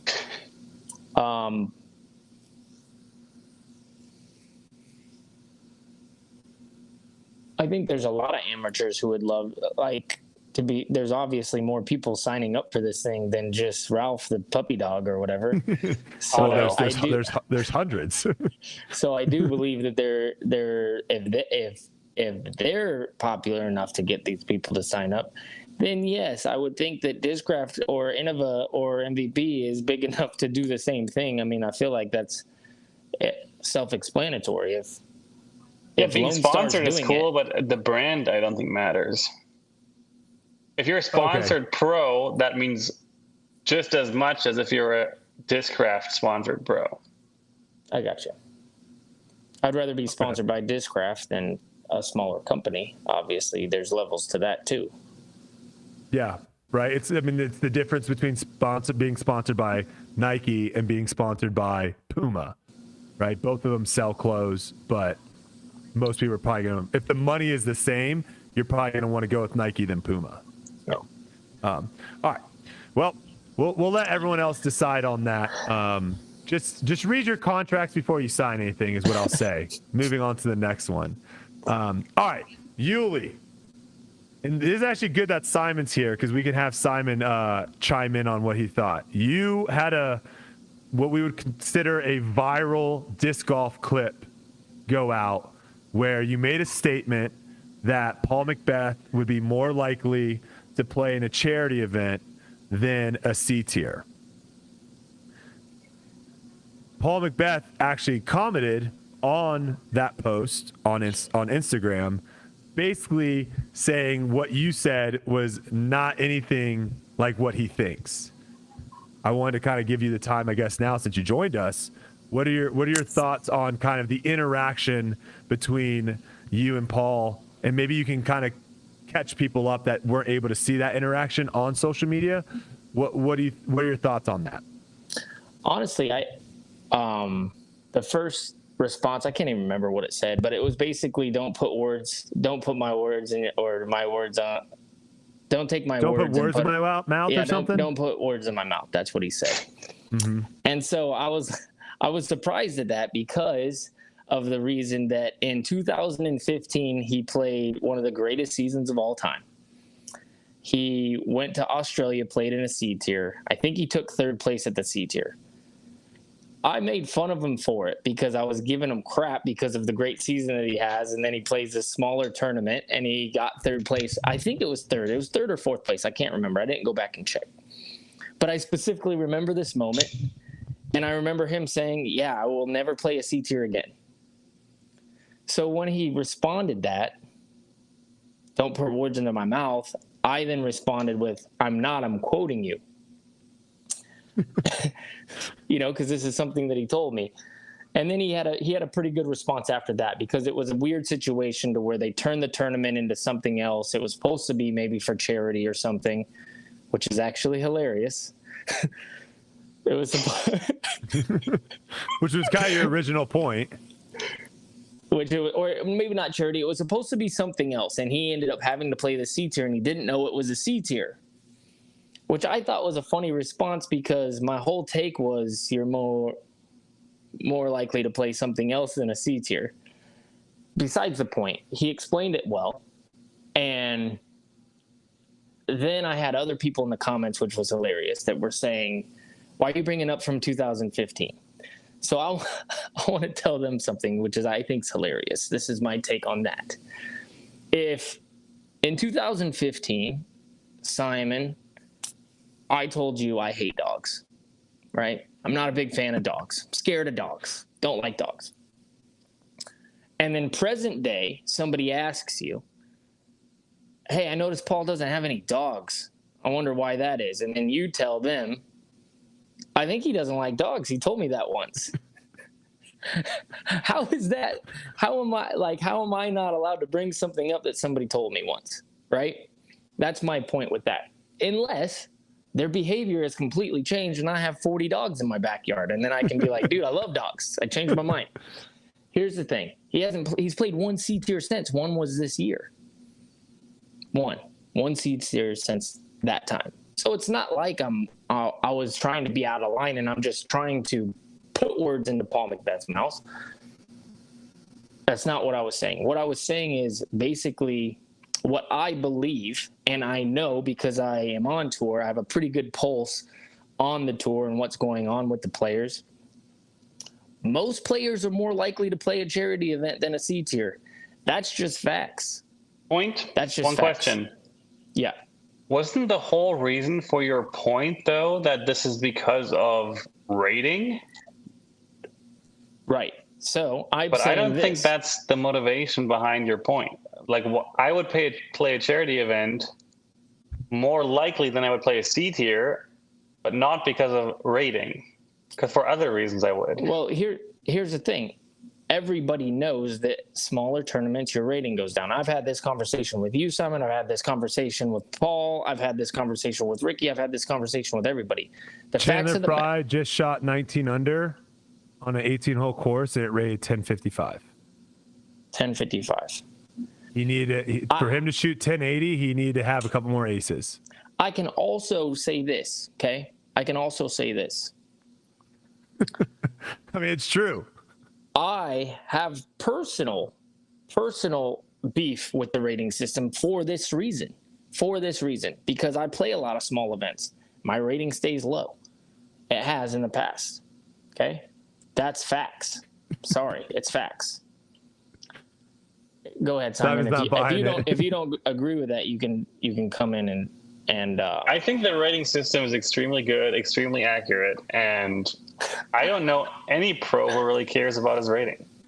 Like, we all kind of care, but no one would not play an event for their rating. Simon, hold on. Let me go. Pros, when I first got into disc golf, every freaking Tuesday or whatever day it was, everyone posted their ratings update on Instagram. No. It was everywhere. Top pros. I'm saying all pros are posting it. Simon, do you look at your rating every single Tuesday? My rating? Simon, do you maybe when I hit like a milestone that was like a life achievement? All right, keep talking. I'm gonna go back on the Instagram and just check. Simon, do you maybe a milestone I posted? Do you look at your rating when it's posted on Tuesdays? No. You don't.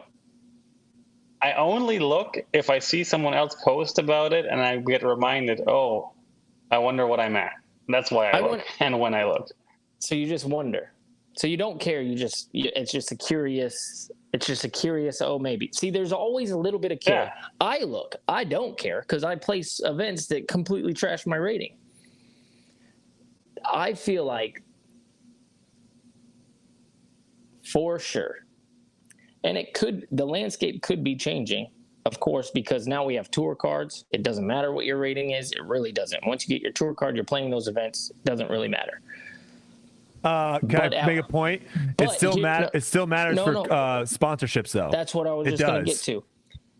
There were bonus systems and still are bonus systems for ratings.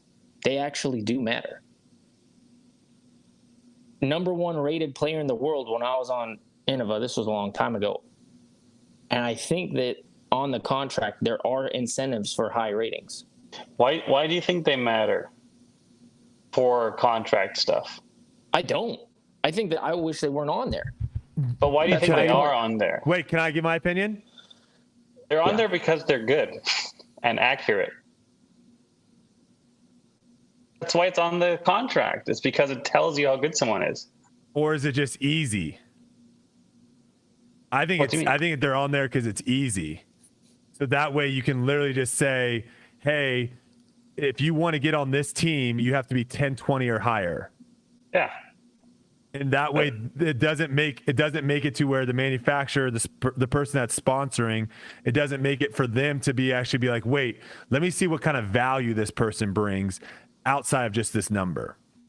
And you can't say it's a good system too, Simon, when we've seen people that play predominantly off tour come on tour and their ratings plummet. It's a horrible system.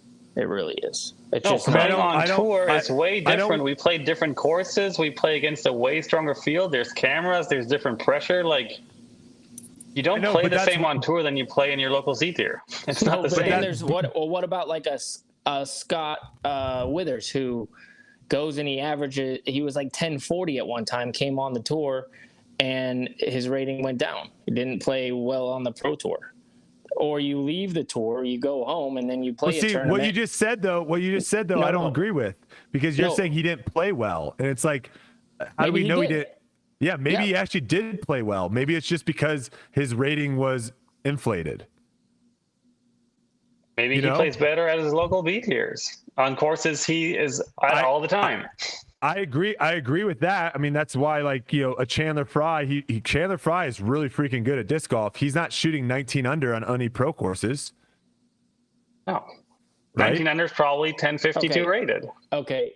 Simon, let me rephrase this, because I don't think we're getting anywhere with that. So what is more important to you, your rating or your world ranking? Equally unimportant. Equally unimportant. I don't know if Simon's a good person for this, Yuli, because I don't think ratings actually do matter for the top echelon players in disc golf. I think would they say my only world matter. ranking. Actually, second thought, my world ranking is more important to me than my rating. Okay, so then what is if ratings are so good, why would we even have a world ranking? If it's so accurate, then we could just use them, which we have done in the past for a very long time, because the world ranking system was so far off because of how many people played and where it was. And you know what was a high impact on world rankings? Ratings. That's why it was off. No, that's not why it was off. Oh, so ratings were a long time much better than rankings, accuracy-wise. Accuracy-wise. Yes, I think so.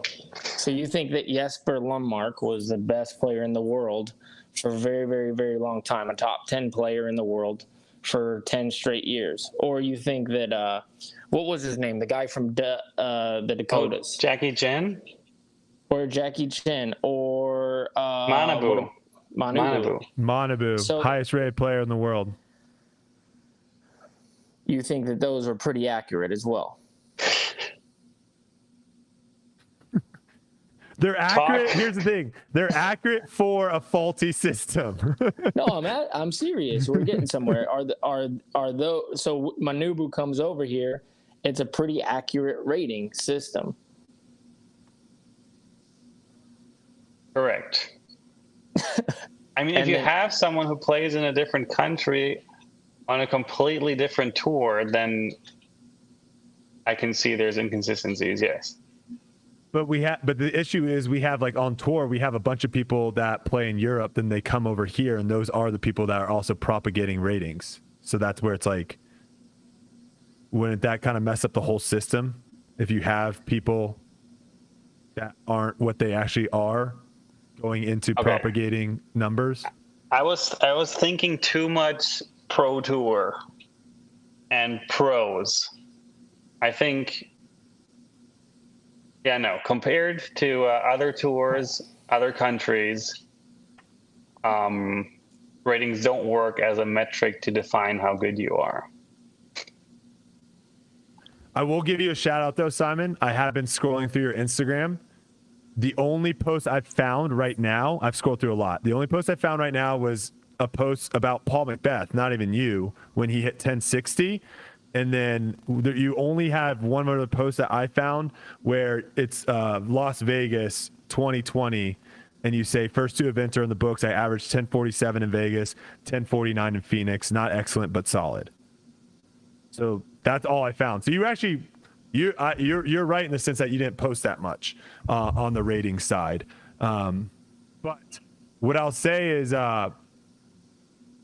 the big issue I have with the ratings is because it's still, we talked about this earlier about the qualifying series, right?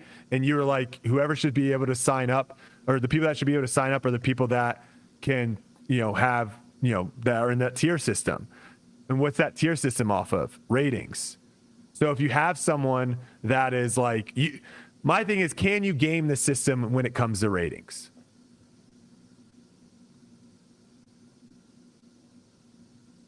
Wait, sorry, Yuli. I remember a talk we had like 15 years ago, maybe a bit less, 12, 13 years ago. Bring back the past. Because I was still the European kid living in Germany, playing only German and European events. And I was like 10, what was I rated at the time? Like 1024-ish, something around there, low 20s. And I think you guys were like really impressed with my rating. And I was like, well, I only play like these German events. Like it's really easy to get like a high rating. And you guys were like, no, dude, it's like way harder here to get a good rating. I think I remember that specifically. But I think that has changed nowadays, that it's easier to get a high rating when you're in a smaller tour and smaller tournaments. Especially when you're winning by 22 strokes or something. Yeah. Didn't you always, like, whenever I look up, like, the German championships, you always won by, like, 17 or more strokes? There was a couple of years where I was leading a lot. But here's the thing. Back in the day, ratings were a lot better than now. And I feel like the sport has outgrown the rating system since we have the Pro Tour and we have tour cards and all those things. I also know for a fact, I'm going to say it again, that there are professionals at the top level who don't play C tiers or smaller tournaments to save their rating. We all know that. That's just, I know that that's true. Or they also play certain tournaments to boost their rating. 100%. I know. Do they do that because in their contract they have rating benefits? I think so. And also to get to either signing up for tournaments, right? Being able to sign up and get in, and then the certain tier, like to get on certain teams in the actual manufacturer. A lot of those are still rating based. Listen, if you're at 1020, here's a perfect point, okay? If you're a 1020 rated golfer and you get there for the first time ever, and now you're at the very top for signing up for tournaments, you would be silly to play a small tournament and risk dropping below 1020 and not being able to sign up for certain tournaments. You would be silly. It wouldn't be worth it for $200. Because of that, it's silly. Because of that, it's silly. And but McBeth is not in that boat. Not anymore. Correct. I think at one point he did care about not being the number one rated player in the world, but maybe that time has passed. So at one point I do think he did care a little bit about his rating, but now I don't think he cares at all. Can I just paint a picture real quick, Simon, because I want to hear how you answer this question. If we played an 18-hole course, every hole was the same. We played the same exact hole 18 times. And that hole is 400 feet, no trees, nothing in the way. That was the hole. Okay. And it was me, you, Yuli, and then 3 MA3 players. Okay. And we play that. Now we play another, and by the way, we play the same level of skill from the first tournament to the second tournament. So that's the first tournament. The second tournament, we all play exactly the same. It's the same field, us 3 and 3 MA3 players. But now the only difference in the hole is now there's water 350 feet carry. There's a 350-foot carry to the basket. That's the only difference. And now we all play the same as we did before. Which round, let's say you shot 10 under, which round is going to rate higher? And should it be different? If we all played exactly the same from tournament 1 to tournament 2. Should the rating be different? Yes. The water course should be higher rated. The same score should be higher rated because it's a more difficult course. Is that more difficult for you? Are you ever throwing it into? Are you ever throwing 50 feet short into the water? No, but Yuli. I'll throw it in 2 rounds. I won't clear it at least 3 times. But see, that's where I think the ratings fall short for me. Is the level of difficulty of that course did not change for you, but you're benefiting because the level of difficulty changed drastically for those MA3 guys. Those MA3 guys probably shoot a couple under par in the first tournament because there's no OB, there's nothing for them to be. They probably get a couple birdies, but they're probably parring every other hole. But now 350 carry.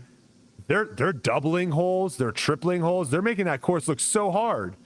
That course isn't any harder for you. You're throwing a hyzer spike to circle 1 every single time. But you're going to probably rate 30 points higher in the second tournament. Is that fair? Like, does that make sense that you should rate higher because it's harder for people that are worse than you? To me, that's where the system falls apart. How does handicap and golf work? Like what? Because golf courses have crazily different difficulties. Like how can you be a handicap? Changes.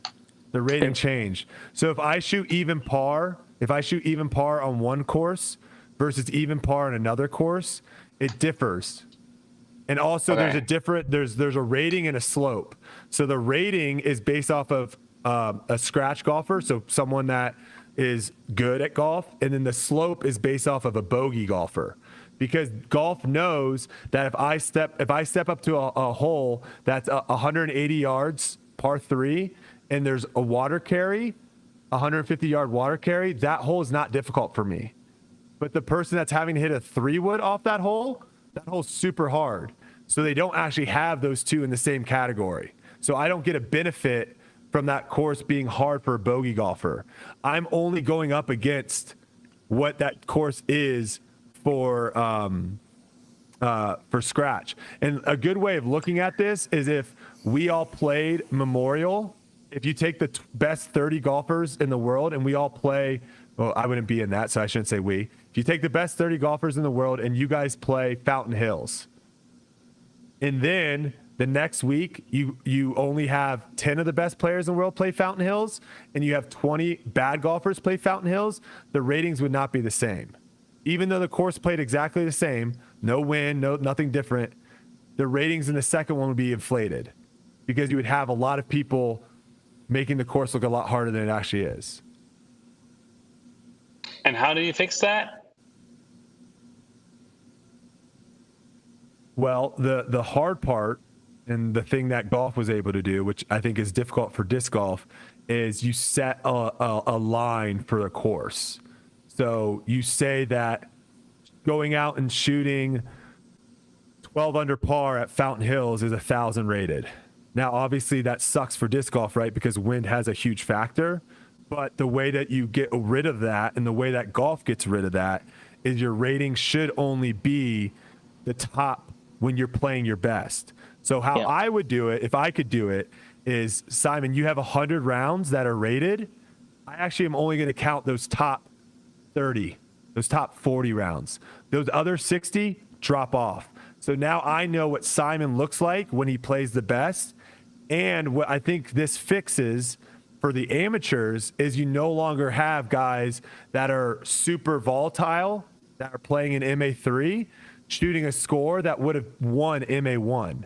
That doesn't happen anymore because that MA3 guy that sometimes can shoot 1,000 rated rounds, but also shoots 770 rated rounds, they're not playing in MA3. They're playing in MA1 because it should be what your skill level is when you're playing well, not what your average skill level is. That's how I would fix the system. And who's against that?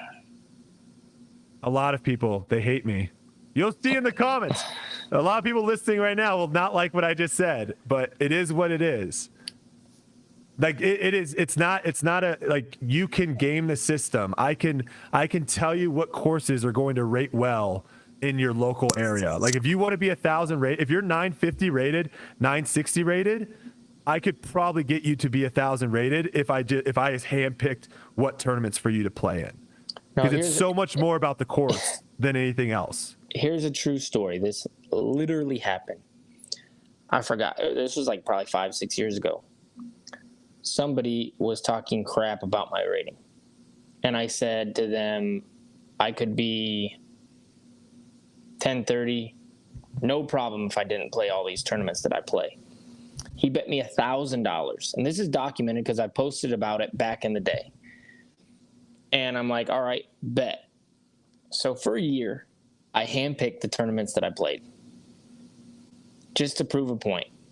And I went to 1030. Just like that. I went from 1017 to 1030. Just by hand picking the tournaments. All I had to do was run a couple tournaments at Fountain Hills. And I'm going to average 1050 golf. Don't play the other ones. Third highest rated player in the world last year. I think his name was Andrew. He played one C-tier event that Luke Humphreys and Emerson Keith went to. Now, I don't know if they're all friends and this was like some sort of trick or gag, but Emerson Keith and Luke Humphreys shot a round that dropped off the rating. And because they played so poorly, and I don't know if it had to have been on purpose. This guy was rated 1044. He had one round. Third highest rated player in the world. 1044. Never played another tournament. Or at least I haven't seen him play another tournament. And that was in my back door. That was at a C-tier event next to me. So my point. there you have it. But back to the original deal. My point for saying what I said was there are people who dodge C-tiers. And I don't think that's like, that shouldn't be a problem. That should never be a problem. Like if you want to go play a C-tier, go play a C-tier. I personally have beef with it because I love playing those tournaments. And if I didn't get my tour card this year, imagine me dropping. I'm at like 1020. I just won a tournament averaging like 1,000, a C-tier that I really enjoyed playing. Like imagine if I couldn't sign up for tournaments because I'm playing more professionally. Like I just don't think that's okay. I don't think. But a C-tier is also weighted in your rating like way, way, way less than an elite series or an A-tier, right? No, or is it weighted the same? It's the same. It's the same. They all are equal. That's why you can have guys that play the courses that they know, the courses that they're good at, and have super high ratings. And then when they come on tour and they're playing a bunch of different courses that are tough, their ratings normally drop. For world rankings, they wouldn't allow C-tiers for a while to go into your world ranking rating. So that rating would be different. All right. Okay, ratings are not that great. Something to think about. All right, let's move on to some listener questions here. Some listener questions. Or actually, Yuli, did you want to say anything about Charlie, his response to you? Or were we moving past that? Don't care. Okay. All right, listener questions. This one's from Zara. Simon, you posted a pic. This was the one. So Zara, he already answered your question. He's got a baby girl coming. All right, next one. Magnus, are you still trying different MVP molds in the off season, or do you feel that your current bag is complete? Hey, these are probably more meant for Simon. Simon, thanks for stepping in, buddy. I'm gonna get going. Hey, wait, Yuli, real quick. Hey, congratulations, brother. Hey, congratulations. Honestly, thanks, Simon. See you Hey, guys. Paul, thanks for having me at your wedding. I had a great time, and I hope you're enjoying the island I think you're on. Yeah, Dominican. There we go. DR, baby. You are on a honeymoon. I've never got to go on a honeymoon because I have a baby. And I hopefully will have a honeymoon when I'm done with having babies, which is next year. Yeah. Me and Simon are about to do a dual honeymoon together. That'd be sick. You haven't had a honeymoon either? You guys. No. All right, Yuli, take it easy, brother. Have fun. No, me and Kelsey had a trip planned with like a resort right afterwards, and I think we had like 2 or 3 trips planned right afterwards. So it didn't really work in our schedules. But eventually, we're going to go out and just do a 2-week honeymoon at some point. But all right, did you want to answer this question though? What? Yeah. Different dish you're trying? Yeah, I'm always trying stuff because they send me different stuff, new stuff all the time. I mean, MVP is one of the most innovative disc manufacturer, I'd say, because of just the technology they have, and they push forward.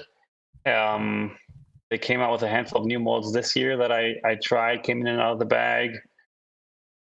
Definitely don't feel like my bag is perfect. We're working on the Simon line to create new molds as well. Over the off season, I don't know MVP's production schedule too well.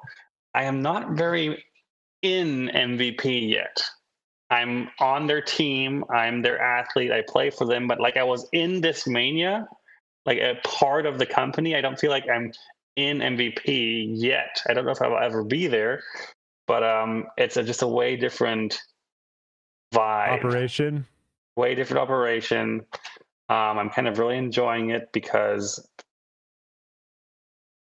it's just so different. I just feel like I'm a professional athlete that does his job and is not really part of the company in a weird way, which I was for 10 years. Maybe that's why I want it differently. Some people maybe want to do it. I don't know. But no, I'm always working on new stuff, always trying everything they have. And I'm already looking forward to the next mold to make my bag because it's always just so fun to work with something new. So the Simon line is going to continue to grow. More discs in the future. Yeah, I want to have a full lineup. Hopefully one day my whole bag will be Simon line. That's the goal. That leads me to a different question here. We'll get back to the listener questions here in a second, but I want to ask, what does the future look like if that, what you're kind of doing with MVP, what is or what Paul's doing and Paige is doing with Discraft, with Ricky is doing with Dynamic, what does that look like as new players get into disc golf? And now we have Isaac Robinson, a 2-major champion.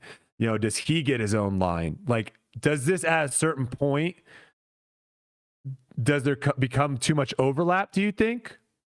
Like, would you want like Calvin, let's say, to sign with MVP, and now Calvin has his own line and you have your own line?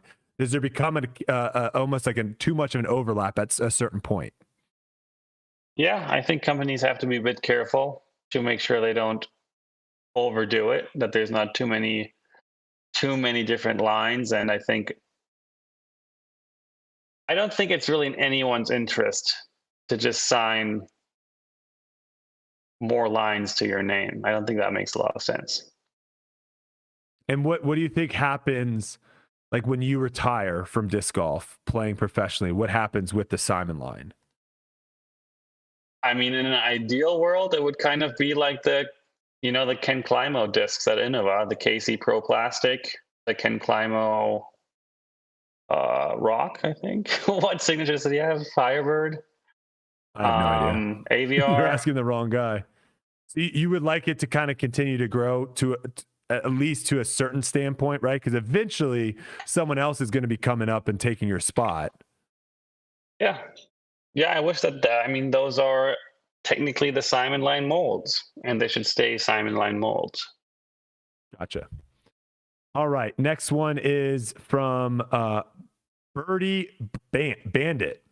Has the disc golf bubble officially popped? I've observed that tournaments in the Virginia area, such as the Dave Tyree Memorial, which used to reach full capacity within hours just 2 years ago, are now taking weeks. This tournament once was the most popular event in Richmond. Is that a question for me or also for you, probably? Yeah, for both of us, but I'll let you answer first. What are your thoughts on that? From all the insides that I know, like business-wise, pretty much yes is the answer. We're not going backwards, but we're flatlining, if that makes sense. Yeah, I would say that. Yeah. I popped. pop to me like is almost like a negative connotation of where, you know, we're going up and then all of a sudden boop, and now we're like dipping. I agree with you. I think there was a drastic increase. Yeah. And I think some companies thought that was going to continue, and some maybe played a little bit safer, but there definitely has been a flat line. I also, this was actually from a reply from Mr. One Ply. He said, this was a reply to this comment. They said, judging disc golf health by local tournaments doesn't accurately in any way show the health of the sport. PDGA is its own worst enemy in this regard. Better metrics are disc golf sales and viewership numbers. I think that's a good idea. I don't think the number of people playing tournaments is really what disc golf should be worried about.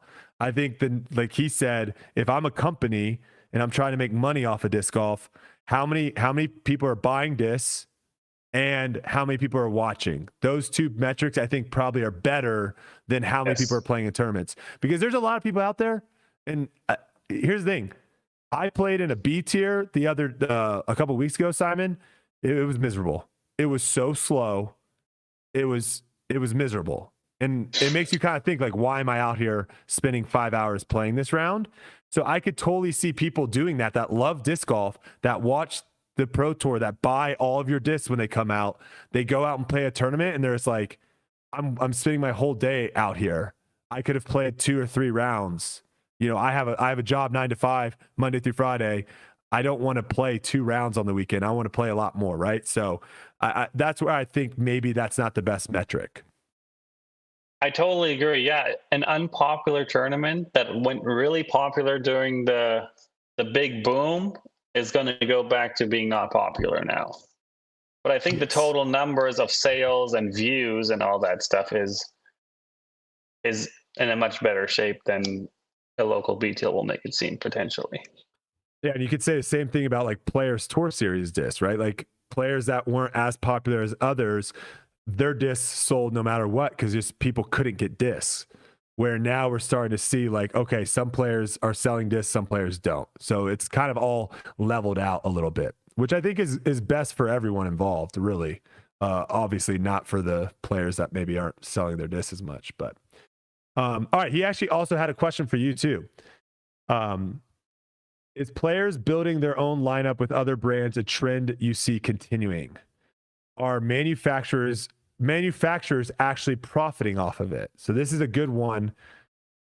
MVP can make a disc themselves, sell it, and probably make a lot more money than making your disc and selling it, or making someone else's disc and selling it, because they have to pay that person as well. So do you think, though, the number of discs that you're bringing in because of this, do you think that is making obviously them make money, and maybe other companies? Is that something that other companies should look to do as well? Well, in my case, getting my own line of discs was the main reason I signed the contract. So they're not really just making money off of my discs, but also that's even the reason I even joined their company, to be like a promoter and representative of. I mean, I obviously don't only throw my line; I throw a lot of MVP discs, Axiom, Streamline, and my YouTube channel. I'm like a huge asset to MVP now. So in this case,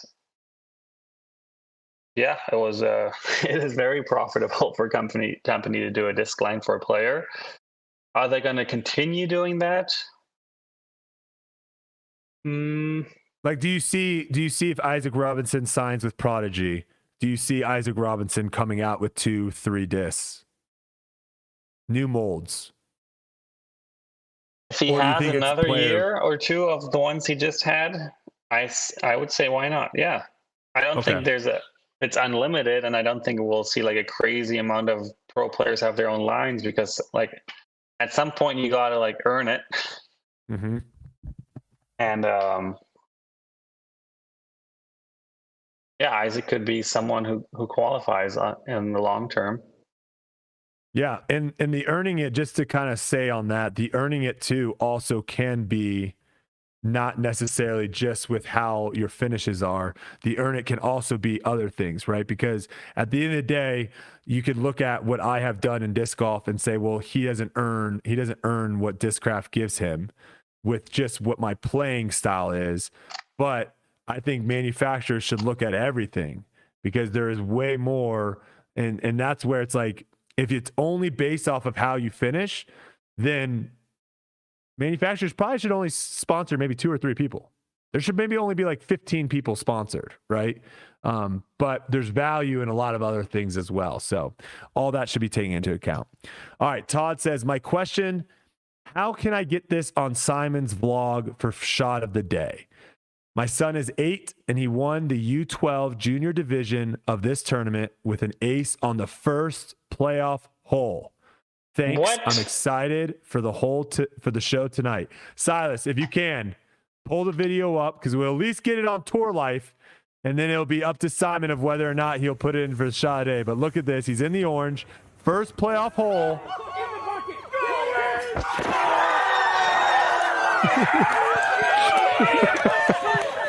That is perfect for my shot of the day. Holy cow. All right. So what's the best way for them to get that video? Or maybe I'll text you the I'll text you the link. I already have my next vlog ready, so it's going to be my next shot of the day coming out Sick. Saturday or Sunday. Sick. All right. I just texted you the link so that you should be able to get the video from there. All right. There you go. Yeah. Sweet. All right. And hey, shout out to we didn't get the name, but shout out to Todd's kid. Nicely done. All right. Alejandro wants to know, still wondering about doping, both for performance and or recreational in pro disc golf. Would be good to hear y'all's opinions. So when I hear doping, the thought I have is some sort of substance that someone is taking that is giving them an unfair advantage in the competition that they're doing. And what I mean by unfair? Something that has been laid, there has been a rule set laid of like, hey, these are banned substances. These are things you can't do. And they're doing those substances to give themselves an unfair advantage. I'm unaware of anything in the Disc Golf Pro Tour or the PDGA that has banned substances. Do you have any insight on that? Do you know if there is any wordage about banned substances in disc golf? Well, I have heard that there's been THC testing, but is that performance enhancing, or is that for a different reason why you can't use THC? So this is where it would be like kind of a debate on whether or not you think that is performance enhancing, right? And you can look at alcohol, for example, and if I drink a bunch of alcohol and try to play disc golf, I'm actually going to probably play worse. But there are probably people out there though that get really nervous, and so they drink alcohol and it makes them better, right? And so then you have that debate of like whether or not that's performance enhancing. So THC could be used to help some people focus or like relax and stuff, right? Not be as nervous. But again, I think this goes back to whether or not this is a, banned substance. And I don't know if they have that. I will say testing for these things is very expensive. Mm-hmm. And so as much as I don't want people taking unfair advantages, is it wise for the Pro Tour or the PDGA to invest a whole bunch of money into testing? I don't know. I think it wasn't the PDGA Europe. Maybe it was the PDGA Europe who did it, or it was like the European Tour who did it. But I think last year they had testing for THC.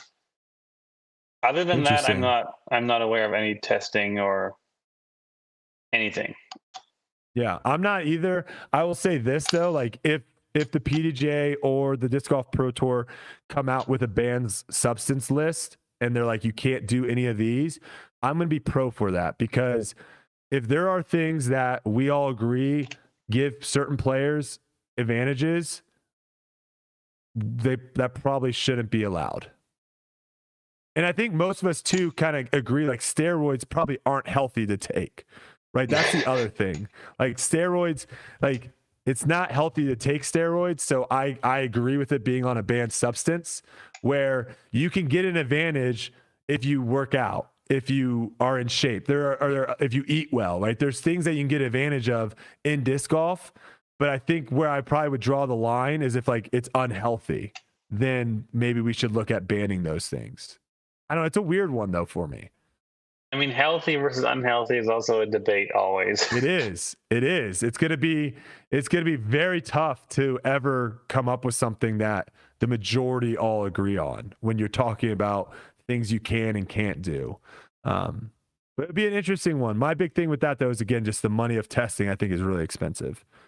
All right, Nolan wants to know, Brodie, is course design something you have ever thought about getting into at some point? So I don't ever want to do start to finish course design. What I enjoy doing is kind of what I did at the Worlds course. Ledgestone, Nate Heinold and his team went out there. They made the whole course. I played it, and then I gave my thoughts on what I think could make the course more score separation on certain holes. Maybe this is a little fluky, so let's get rid of that. I love doing that. I definitely do not like hey, here's a plot of land, make a disc golf course. Simon, have you been involved? I know you and Avery kind of have maybe done some like this stuff in the past. Avery does it all the time, but have you been involved a little bit in course design?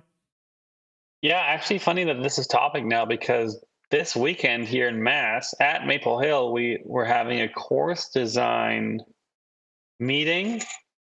I don't know how else to put it, or conference. Okay. It's some kind of conference is thing. Probably good. Yeah. Does the name John Houck ring a bell for you? Yes. He actually, the first course I ever played in disc golf was a John Houck design in Dallas, Texas. Yeah, so he's kind of the renowned best course designer in the world. I think most people who've played his courses would agree that they're pretty much the best what you'll get in disc golf courses. Basically, they're well thought out. You have those multiple gaps per hole. He has a very clear style of design, and it's very well received by most pros, and I think any disc golfer really. So he's flying in actually right now. I was just on the phone with him like a couple hours ago. He lives in Austin, Texas, I believe. And him and his wife are coming here, and they're doing like a whole pro panel, a whole clinic on course design, and then we have like a big dinner with speeches of people talking about course design and different ideas and approaches. They're actually working on I don't know how much of this is actually going to be used, but they're going to work on like a redesign for Maple Hill where they're going to have groups go out with different holes at Maple Hill, and they're going to like brainstorm, write down ideas on how they could change this hole, what that would do to the hole, or with all kinds of ideas. And then basically the whole course of Maple Hill will be like topic of what can we do to make this course better. And yeah, my personal experience, I've done a couple really raw course designs, like in the deep woods with Avery, where we were stomping through thick bush and basically fighting through almost like Survivor style through the woods and just trying to come up with some creative course designs. And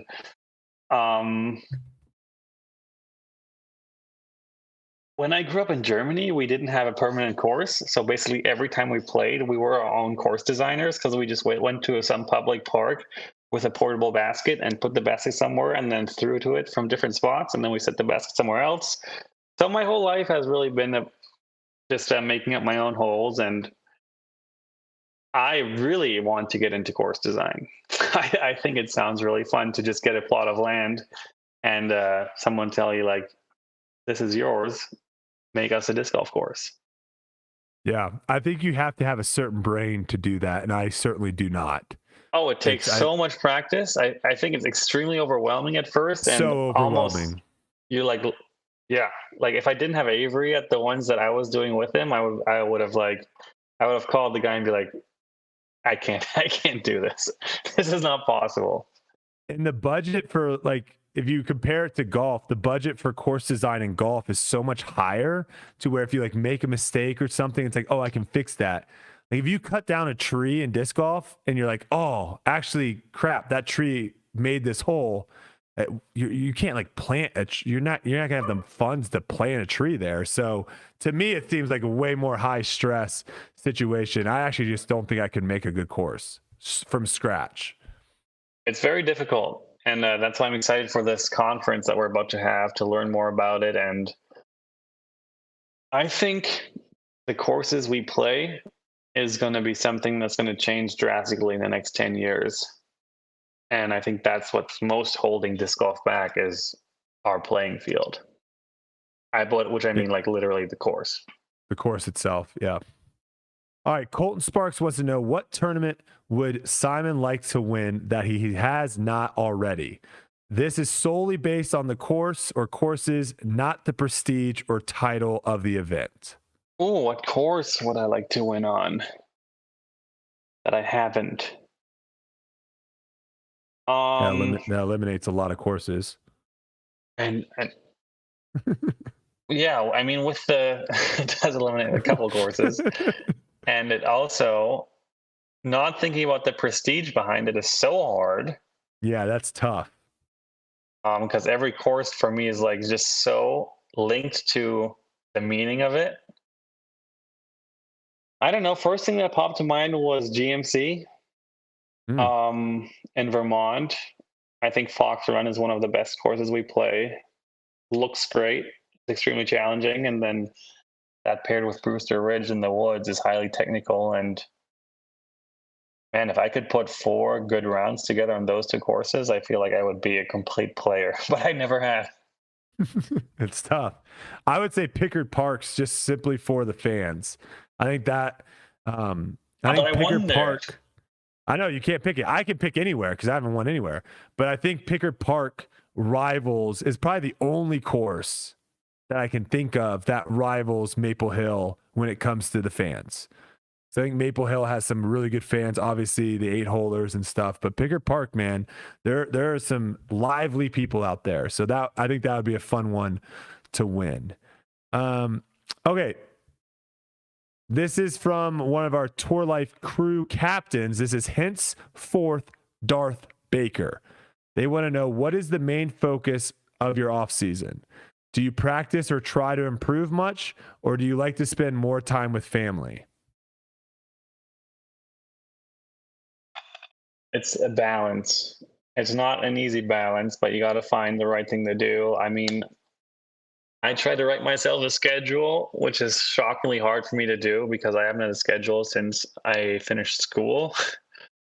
I've never had a real job, so I don't really know what it's like to work on schedule. My life has been pretty crazy for the last 10 years. And ever since we have a baby, everything has changed, obviously. Yeah,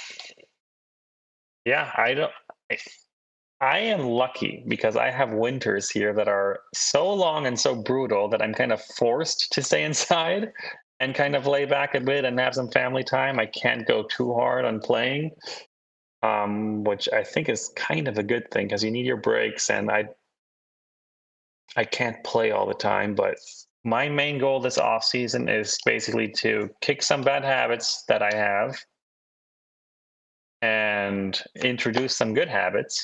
Like nutrition is for me a big one. I eat like crap. It is so unfortunate. My diet is so unfortunate for my body. The fact sometimes this is the saddest part maybe, that I walk these courses and sometimes after tournament I'm like, whoa, I can't believe like I'm still standing. And I'm like I'm still functioning. I literally think to myself, wow, I can't believe I just made it through this tournament and I played like all right. And I don't feel terrible. Like my body is resisting so much with the diet that I'm feeding it. So I need to get so much better at that. That is so hard for me because I love eating. And bad food tastes so good. It's so unfair that it is that way. So that's going to be a tough one. Can change though. I know, and the problem is I've done it. Like I did a 5-week boot camp in Switzerland where I ate the cleanest diet you can possibly eat. Like nothing bad. Everything was scheduled. I felt so good afterwards. Like I even ate some chips or some candy, and I was like, this is like way too sweet. I couldn't drink juice anymore because it just tasted like sugar. Like I was like, man, this is so much better. And you start like eating fruit, and you're like, this is freaking candy. I've done it. Pizza starts tasting just greasy and kind of makes you feel like crap afterwards. And you're like, why would I ever do this to myself? But then it's like the addictiveness of sugar and grease. Man, I'm so weak for that. I look relatively healthy. I'm not a huge fan of how I look, but I look relatively healthy. If you would just look at me and don't know how I eat, you wouldn't really think it's that bad. But I had some pretty unfortunate blood results, and my doctor's like, maybe eat healthier. My body somehow manages to keep it all in check, but I've already had some warnings from my doctor that he was like, you need to treat your body a bit more like an athlete and not like, I don't want to say the wrong word now, but you could say not like a 20-year-old, because when you're 20, you can get away with pretty much eating whatever you want. But as we get up there in years, it affects us a little bit more than it used to. So all right. Well, eating cleaner. There we go. All right. This was actually a question from Dirty Dollars. They want to know, is playing disc golf courses in Alaska and the Yukon on your bucket list now? What's the Yukon? I believe that is up in the Canada-Alaska area. I believe. I'm not the best geography guy in the world, but basically, do you want to play disc golf in Alaska? It's probably the wrong time to ask me that, because we just got done with all the traveling for the year, and I am so not into the idea of ever traveling again right now. At the beginning of the season, I might totally say like, oh my God, I want to go to Alaska. Let's freaking go. I can't wait. I've never been. I really want to do this. But right now, I feel like I never want to go on a trip again. I can't be asked to go to freaking Alaska. I don't care. Sometimes I really feel like I'm just done with traveling. Like, I love traveling. I'm so glad I got to do it my whole life. I would recommend anyone to travel if you get the chance, because it's so worth it. But man, for me, my biggest vacation is when I'm home. I love being home. It is nice sometimes just to sleep in your own bed and just hang out in the house. So, all right. F. Diddy, another Tour Life crew captain, wants to know, what is something you do off the tee in the woods to gain consistency when trying to hit gaps?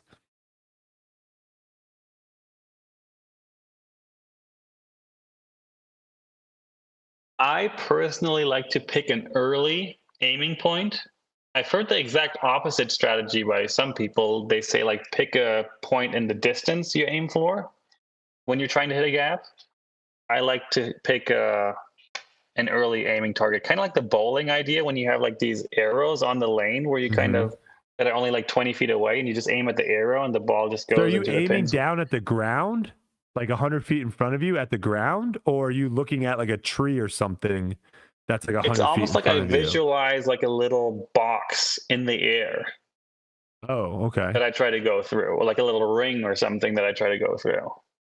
So you are picking kind of a point out in the distance, but then you're pulling it closer to you, and then you're visualizing that box, like you said. Exactly. It's not actually there, but like if you think about it, you can like imagine like a ring, like, I don't know, like 40 feet in front of you or something. That's what I try to like go through. And then that's going to be my focus, to just hit that ring. And then everything happens afterwards is just bonus. Yeah. That's a good way of thinking about it. Trying to simplify it. I did the same thing in golf, like what you were saying with putting, or what you were saying with bowling. I did the same thing with golf. Is every putt in golf is a straight putt. And if you think about it that way, you're going to make a lot more putts versus thinking about that 15-footer that turns a whole bunch. If you just pick the line that's like 3 feet, 2 feet in front of your ball, and you're like, if I just putt it and hit this line, it will go in, you'll make a lot more putts. So it sounds like that's kind of what you're doing as well. All right, last one here from the Tour Life crew captain, Ship. This is from Jay Dudo Ward. If the Disc Golf Pro Tour Europe existed when Simon was younger, would he have come over to the U.S. when he did, or might he still be over there? Also, how big does the Disc Golf Pro Tour Europe need to get before the top European players never feel the need to come to the U.S.? This is a great question. I sadly missed like the first 4 words you said because I was reading the comment that popped up on screen. So if you were younger and the Disc Golf Pro Tour existed, the Disc Golf Pro Tour Europe existed, would you have ever come over to the US? Oh. So if there was an established European tour, would you have come over to the US like you did? And then also the second question is, at what point does the tour over there get so established that Europeans don't even feel like they need to come over to the States? Yeah, that's going to be a lot of years until that happens, I think. I think I would have probably come here at least one season just to see what it's like. Mm-hmm. Then depending on that, probably would have made my decision if I want to live in America or live in Germany. I would probably lean towards I would have stayed in Europe. Not knowing what I know now, but knowing how I thought back then.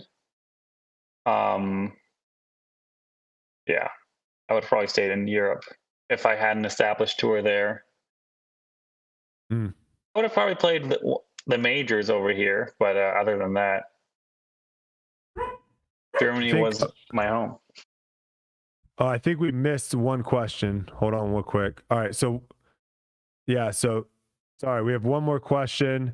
It says, Simon, who are the 3 people you would love to play around with that you have not yet played with? This is from Thomas. Sorry, Thomas, we missed that.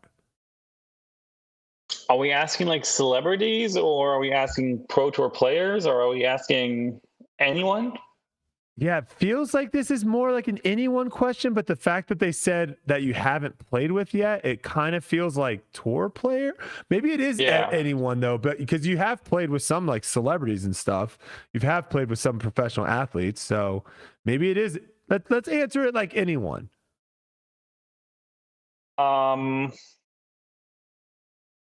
Wow, who comes to mind? For some reason, Jack Black always comes to mind when because I heard once that he's played disc golf before. He seems like a disc golf guy. He does seem like a disc golf guy, and I feel like we could connect pretty well because he's also a musician. So you want to play with someone that has some sort of like disc golf background? I mean, yeah, I think it would be good if they can bonus. At least throw somehow, at least somewhat. Playing with someone who's playing for the first time is not always very fun. Even if it was like your biggest celebrity that you love? I don't really have that. There's no one that's like, oh my gosh, I can't believe this person's on the same flight as me. I mean, I'm such a nerd for like pool and darts. It would be like a darts player and a pool player for me.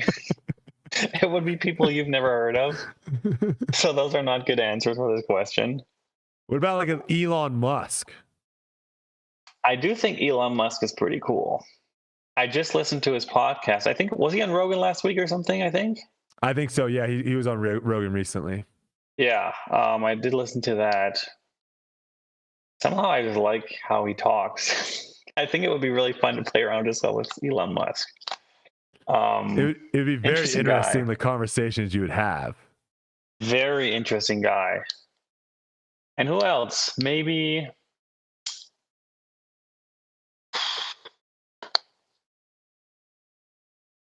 can't think of anyone who I haven't played with yet either. I've played with everyone who plays basically ever. I feel like I've been basically everywhere. Have you played with JJ Watt? Well, should I tell you some secret that is embarrassing? I had to Google who that is. It's not embarrassing. Again, this is a very Americanized thought that like the NFL is this massive thing, and it is massive in a certain market. Outside of that market, it's not that big. There's a lot of people that do not care in the world. So it's not surprising that like you don't know who a defensive lineman from 3 or 4 years ago is. That's not that surprising. Yeah, when you texted me the topics and it said JJ Watt, I was like, I've never heard that name in my life. Which, isn't that crazy? No, I don't think it is. Because No. again, it's like when you get in these bubbles, like when I was in the Ultimate bubble, Simon, I thought Ultimate was like big. And then as soon as you remove yourself from the bubble, you realize, oh, I was just always consuming Ultimate content. Like I don't see Ultimate ever now. I don't, Yeah. It's not like random podcasts that I watch or random YouTube videos have like Ultimate popping up. So if you're not in that sports, like that mainstream sports bubble, and it's the same thing with me and celebrities. Kelsey will be like, she'll say someone's name and she'll be like, who the heck is that? She's like, you don't know who this is? I've never heard of this person. She's like, oh, they're in this movie. They're in this show. I'm like, I have no idea who that person. I've never heard of that person. So it's not surprising at all. Do you know who Phil Taylor is? I almost said the host of Amazing Race, but that's Phil something else. It's probably a very popular name, actually. No, I don't know. I'm not off the top of my head. It's like the 18-time darts world champion or something. Oh yeah, no, I have no idea who that is, Simon. No, Oh, okay. I have no idea. I have He's no like idea who mega that famous. is. Mega famous. Yeah, and see that's the crazy thing that we're living in now is even YouTube. There are YouTubers that get millions and millions of views on all their videos, and you've never heard of them. You've never seen a single one of their videos. Oh, and yeah. back in the day, if you're getting millions of views, everyone on YouTube knew who you were. It's just there's so much content now. There's so many niches. It's so broken up to where you can live in these little pockets and think these people are massive because they are. Like when you start thinking about it, like how many subscribers do you have on YouTube? Couldn't tell you. Somewhere between 190 and 200K. All right, so let's say you have 200K. That means you could literally fill the Tennessee Volunteers college football stadium twice. So I mean that means that any like a Taylor Swift concert, I'm sure you've seen like clips of a Taylor Swift concert. You could have 4 Taylor Swift concerts back to back to back to back, all sold out. Like when you start thinking about it, like that's a crap ton of people. But there's tons of people that have no idea who you are. And it's just because there's so many people out there that have all these niches now. It's a crazy thing to think about, though. You know what's really crazy is that I feel like my level of fame is so insignificant and small that obviously in public I almost never get recognized. But in the last, like this year and last year, the jump it's made from almost never to definitely noticeable now. Like I'm sure you, like in your peak of fame, you probably got recognized on a daily basis when you were in public. Mm-hmm. And I look at like my following is like around, let's say 200,000.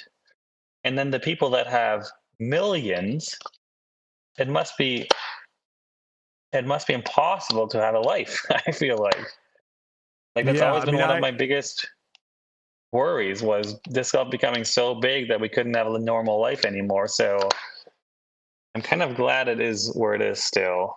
And I'm a bit scared that if it grows much more that our lives will change in a bad way, but I don't know. So this is what I'll say to that is I think one, there is the content that you put out, I think has a massive influence on the fans you attract to yourself.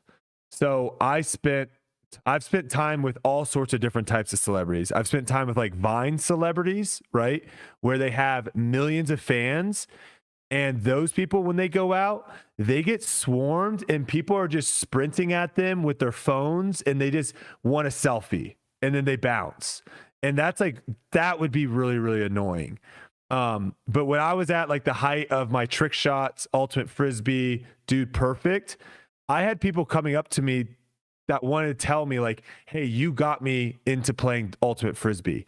I play on my team. They wanted to like share stories. And there was also tons of times where, you know, you would have people post a picture of you out in public on Twitter being like, I saw blah, blah here. But they could tell that I was on a date or I was doing something. So I think, like, I don't think you would have to necessarily worry that. Like, the content that you make is not the content that is going to draw those type of fans that just like want to like go nuts on you. That's true. That's true. But when you get to a certain point, it doesn't really matter, right? So if you get to a point of where it's like a domino effect of like one person's like, oh, is that like Ashton Kutcher over there?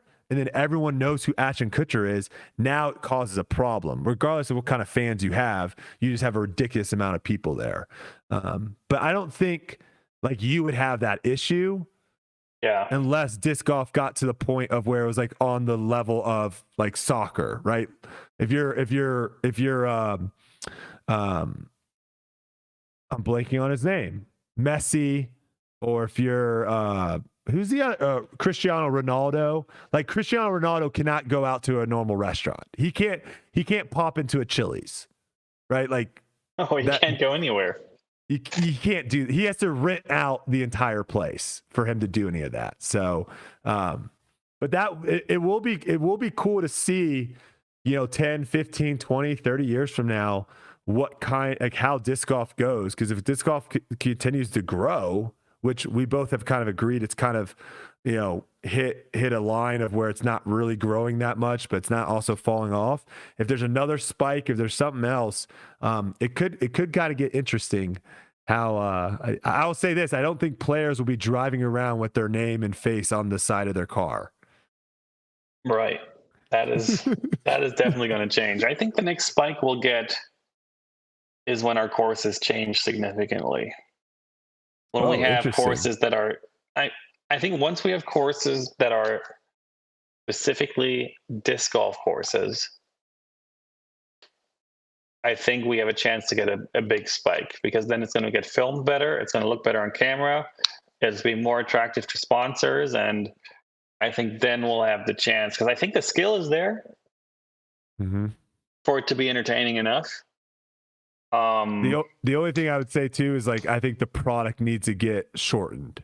I think it's too long of a product. Yeah, I think the Pro Tour's headed in a good direction though to fix that. Yeah, hopefully. I don't think it's going to be easy for us.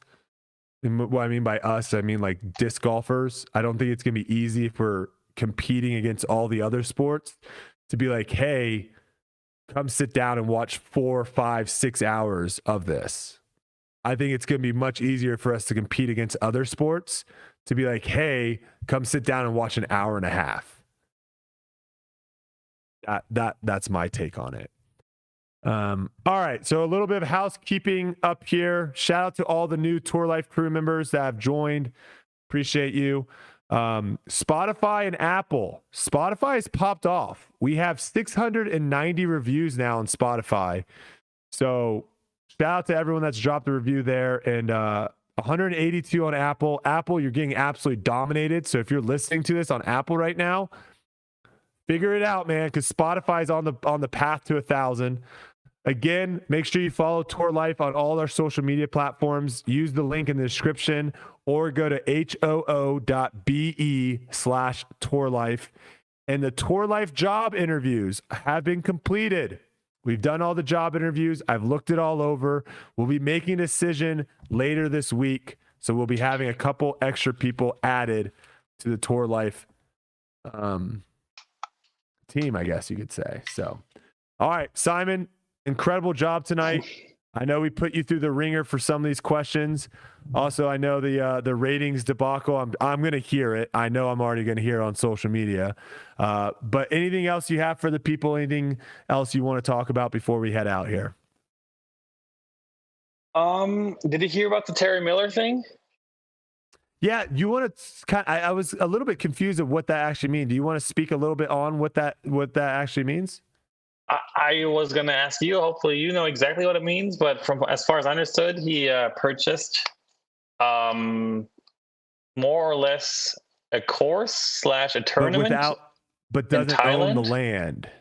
Exactly. He doesn't own the land. He owns kind of the concept and the product. Okay. And he had a nice video about it, and it seemed like it meant a lot to him. So I thought at least we give him a little shout out on awesome, and I hope to visit your course soon. Yeah, he came on the podcast last week. Was great to talk to. If you want to check out that full video, that is on Terry Miller's YouTube, the Disc Golf Guys YouTube channel, and that's over in Thailand. That was the tournament. If you remember, I believe it was James Conrad. Was it Paige, Sarah Hokum? There was a couple of really big names that all went out there and played in that tournament, and it was filmed by him. Yeah, a lot of pros have been down to Thailand. Philo goes every year. Paige has been. Philo. Nate Perkins, yep. Conrad, maybe. I felt like Conrad was there the year I watched. Yeah. I don't know how to pronounce. Someone put it in the chat. Samu, Koh Samui, I think, is the island, or Samui is the island, and Koh Samui is. I don't know. I haven't been. Always wanted to go though. The photos and videos look freaking very fun. Yeah, and shout out to Terry too, because it seemed like the person that was running everything is like leaving and going to the mainland. Yeah, and it was probably going to fall to the wayside. Normally, how those things work, right, is you have these really dedicated people to kind of keep the engine running, and if they ever leave, people say they're going to pull up the slack, but it oftentimes doesn't happen. So it sounds like this is a tournament that's kind of near and dear to Terry's heart, and he's going to keep it going. So, you know, of course, like you said, that you're interested in going out there is going to be there now, mainly because Terry Miller is stepping up. So shout out to him for doing that.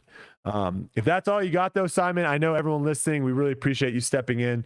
You are the listeners' probably favorite guest to come on here. I think you're actually our most, I think you've been on the show the most out of everyone now at this point. I think someone maybe can run the numbers on who's been on the Tour Life the most, but I think you might take the cake here.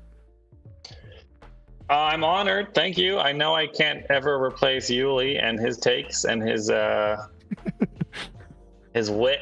Yuli is a one-of-a-kind kind of guy. We all love him. I hope he has a good time out there. Quick shout out to the time lapse. The stock run is dropping Black Friday, which is not too far away. And then my YouTube channel is revamping. So if you want to go subscribe to that and check out the videos coming, I'm working on Vlogmas this off season. Nice. So plenty of stuff to come, and the more people enjoy it, the better. So let's go. Next video is dropping on Saturday, right? Is that what you said? Saturday's the I don't next know vid? yet. It's on the editing board. I have a shot of the day already now, which is awesome. Can't wait to put that in.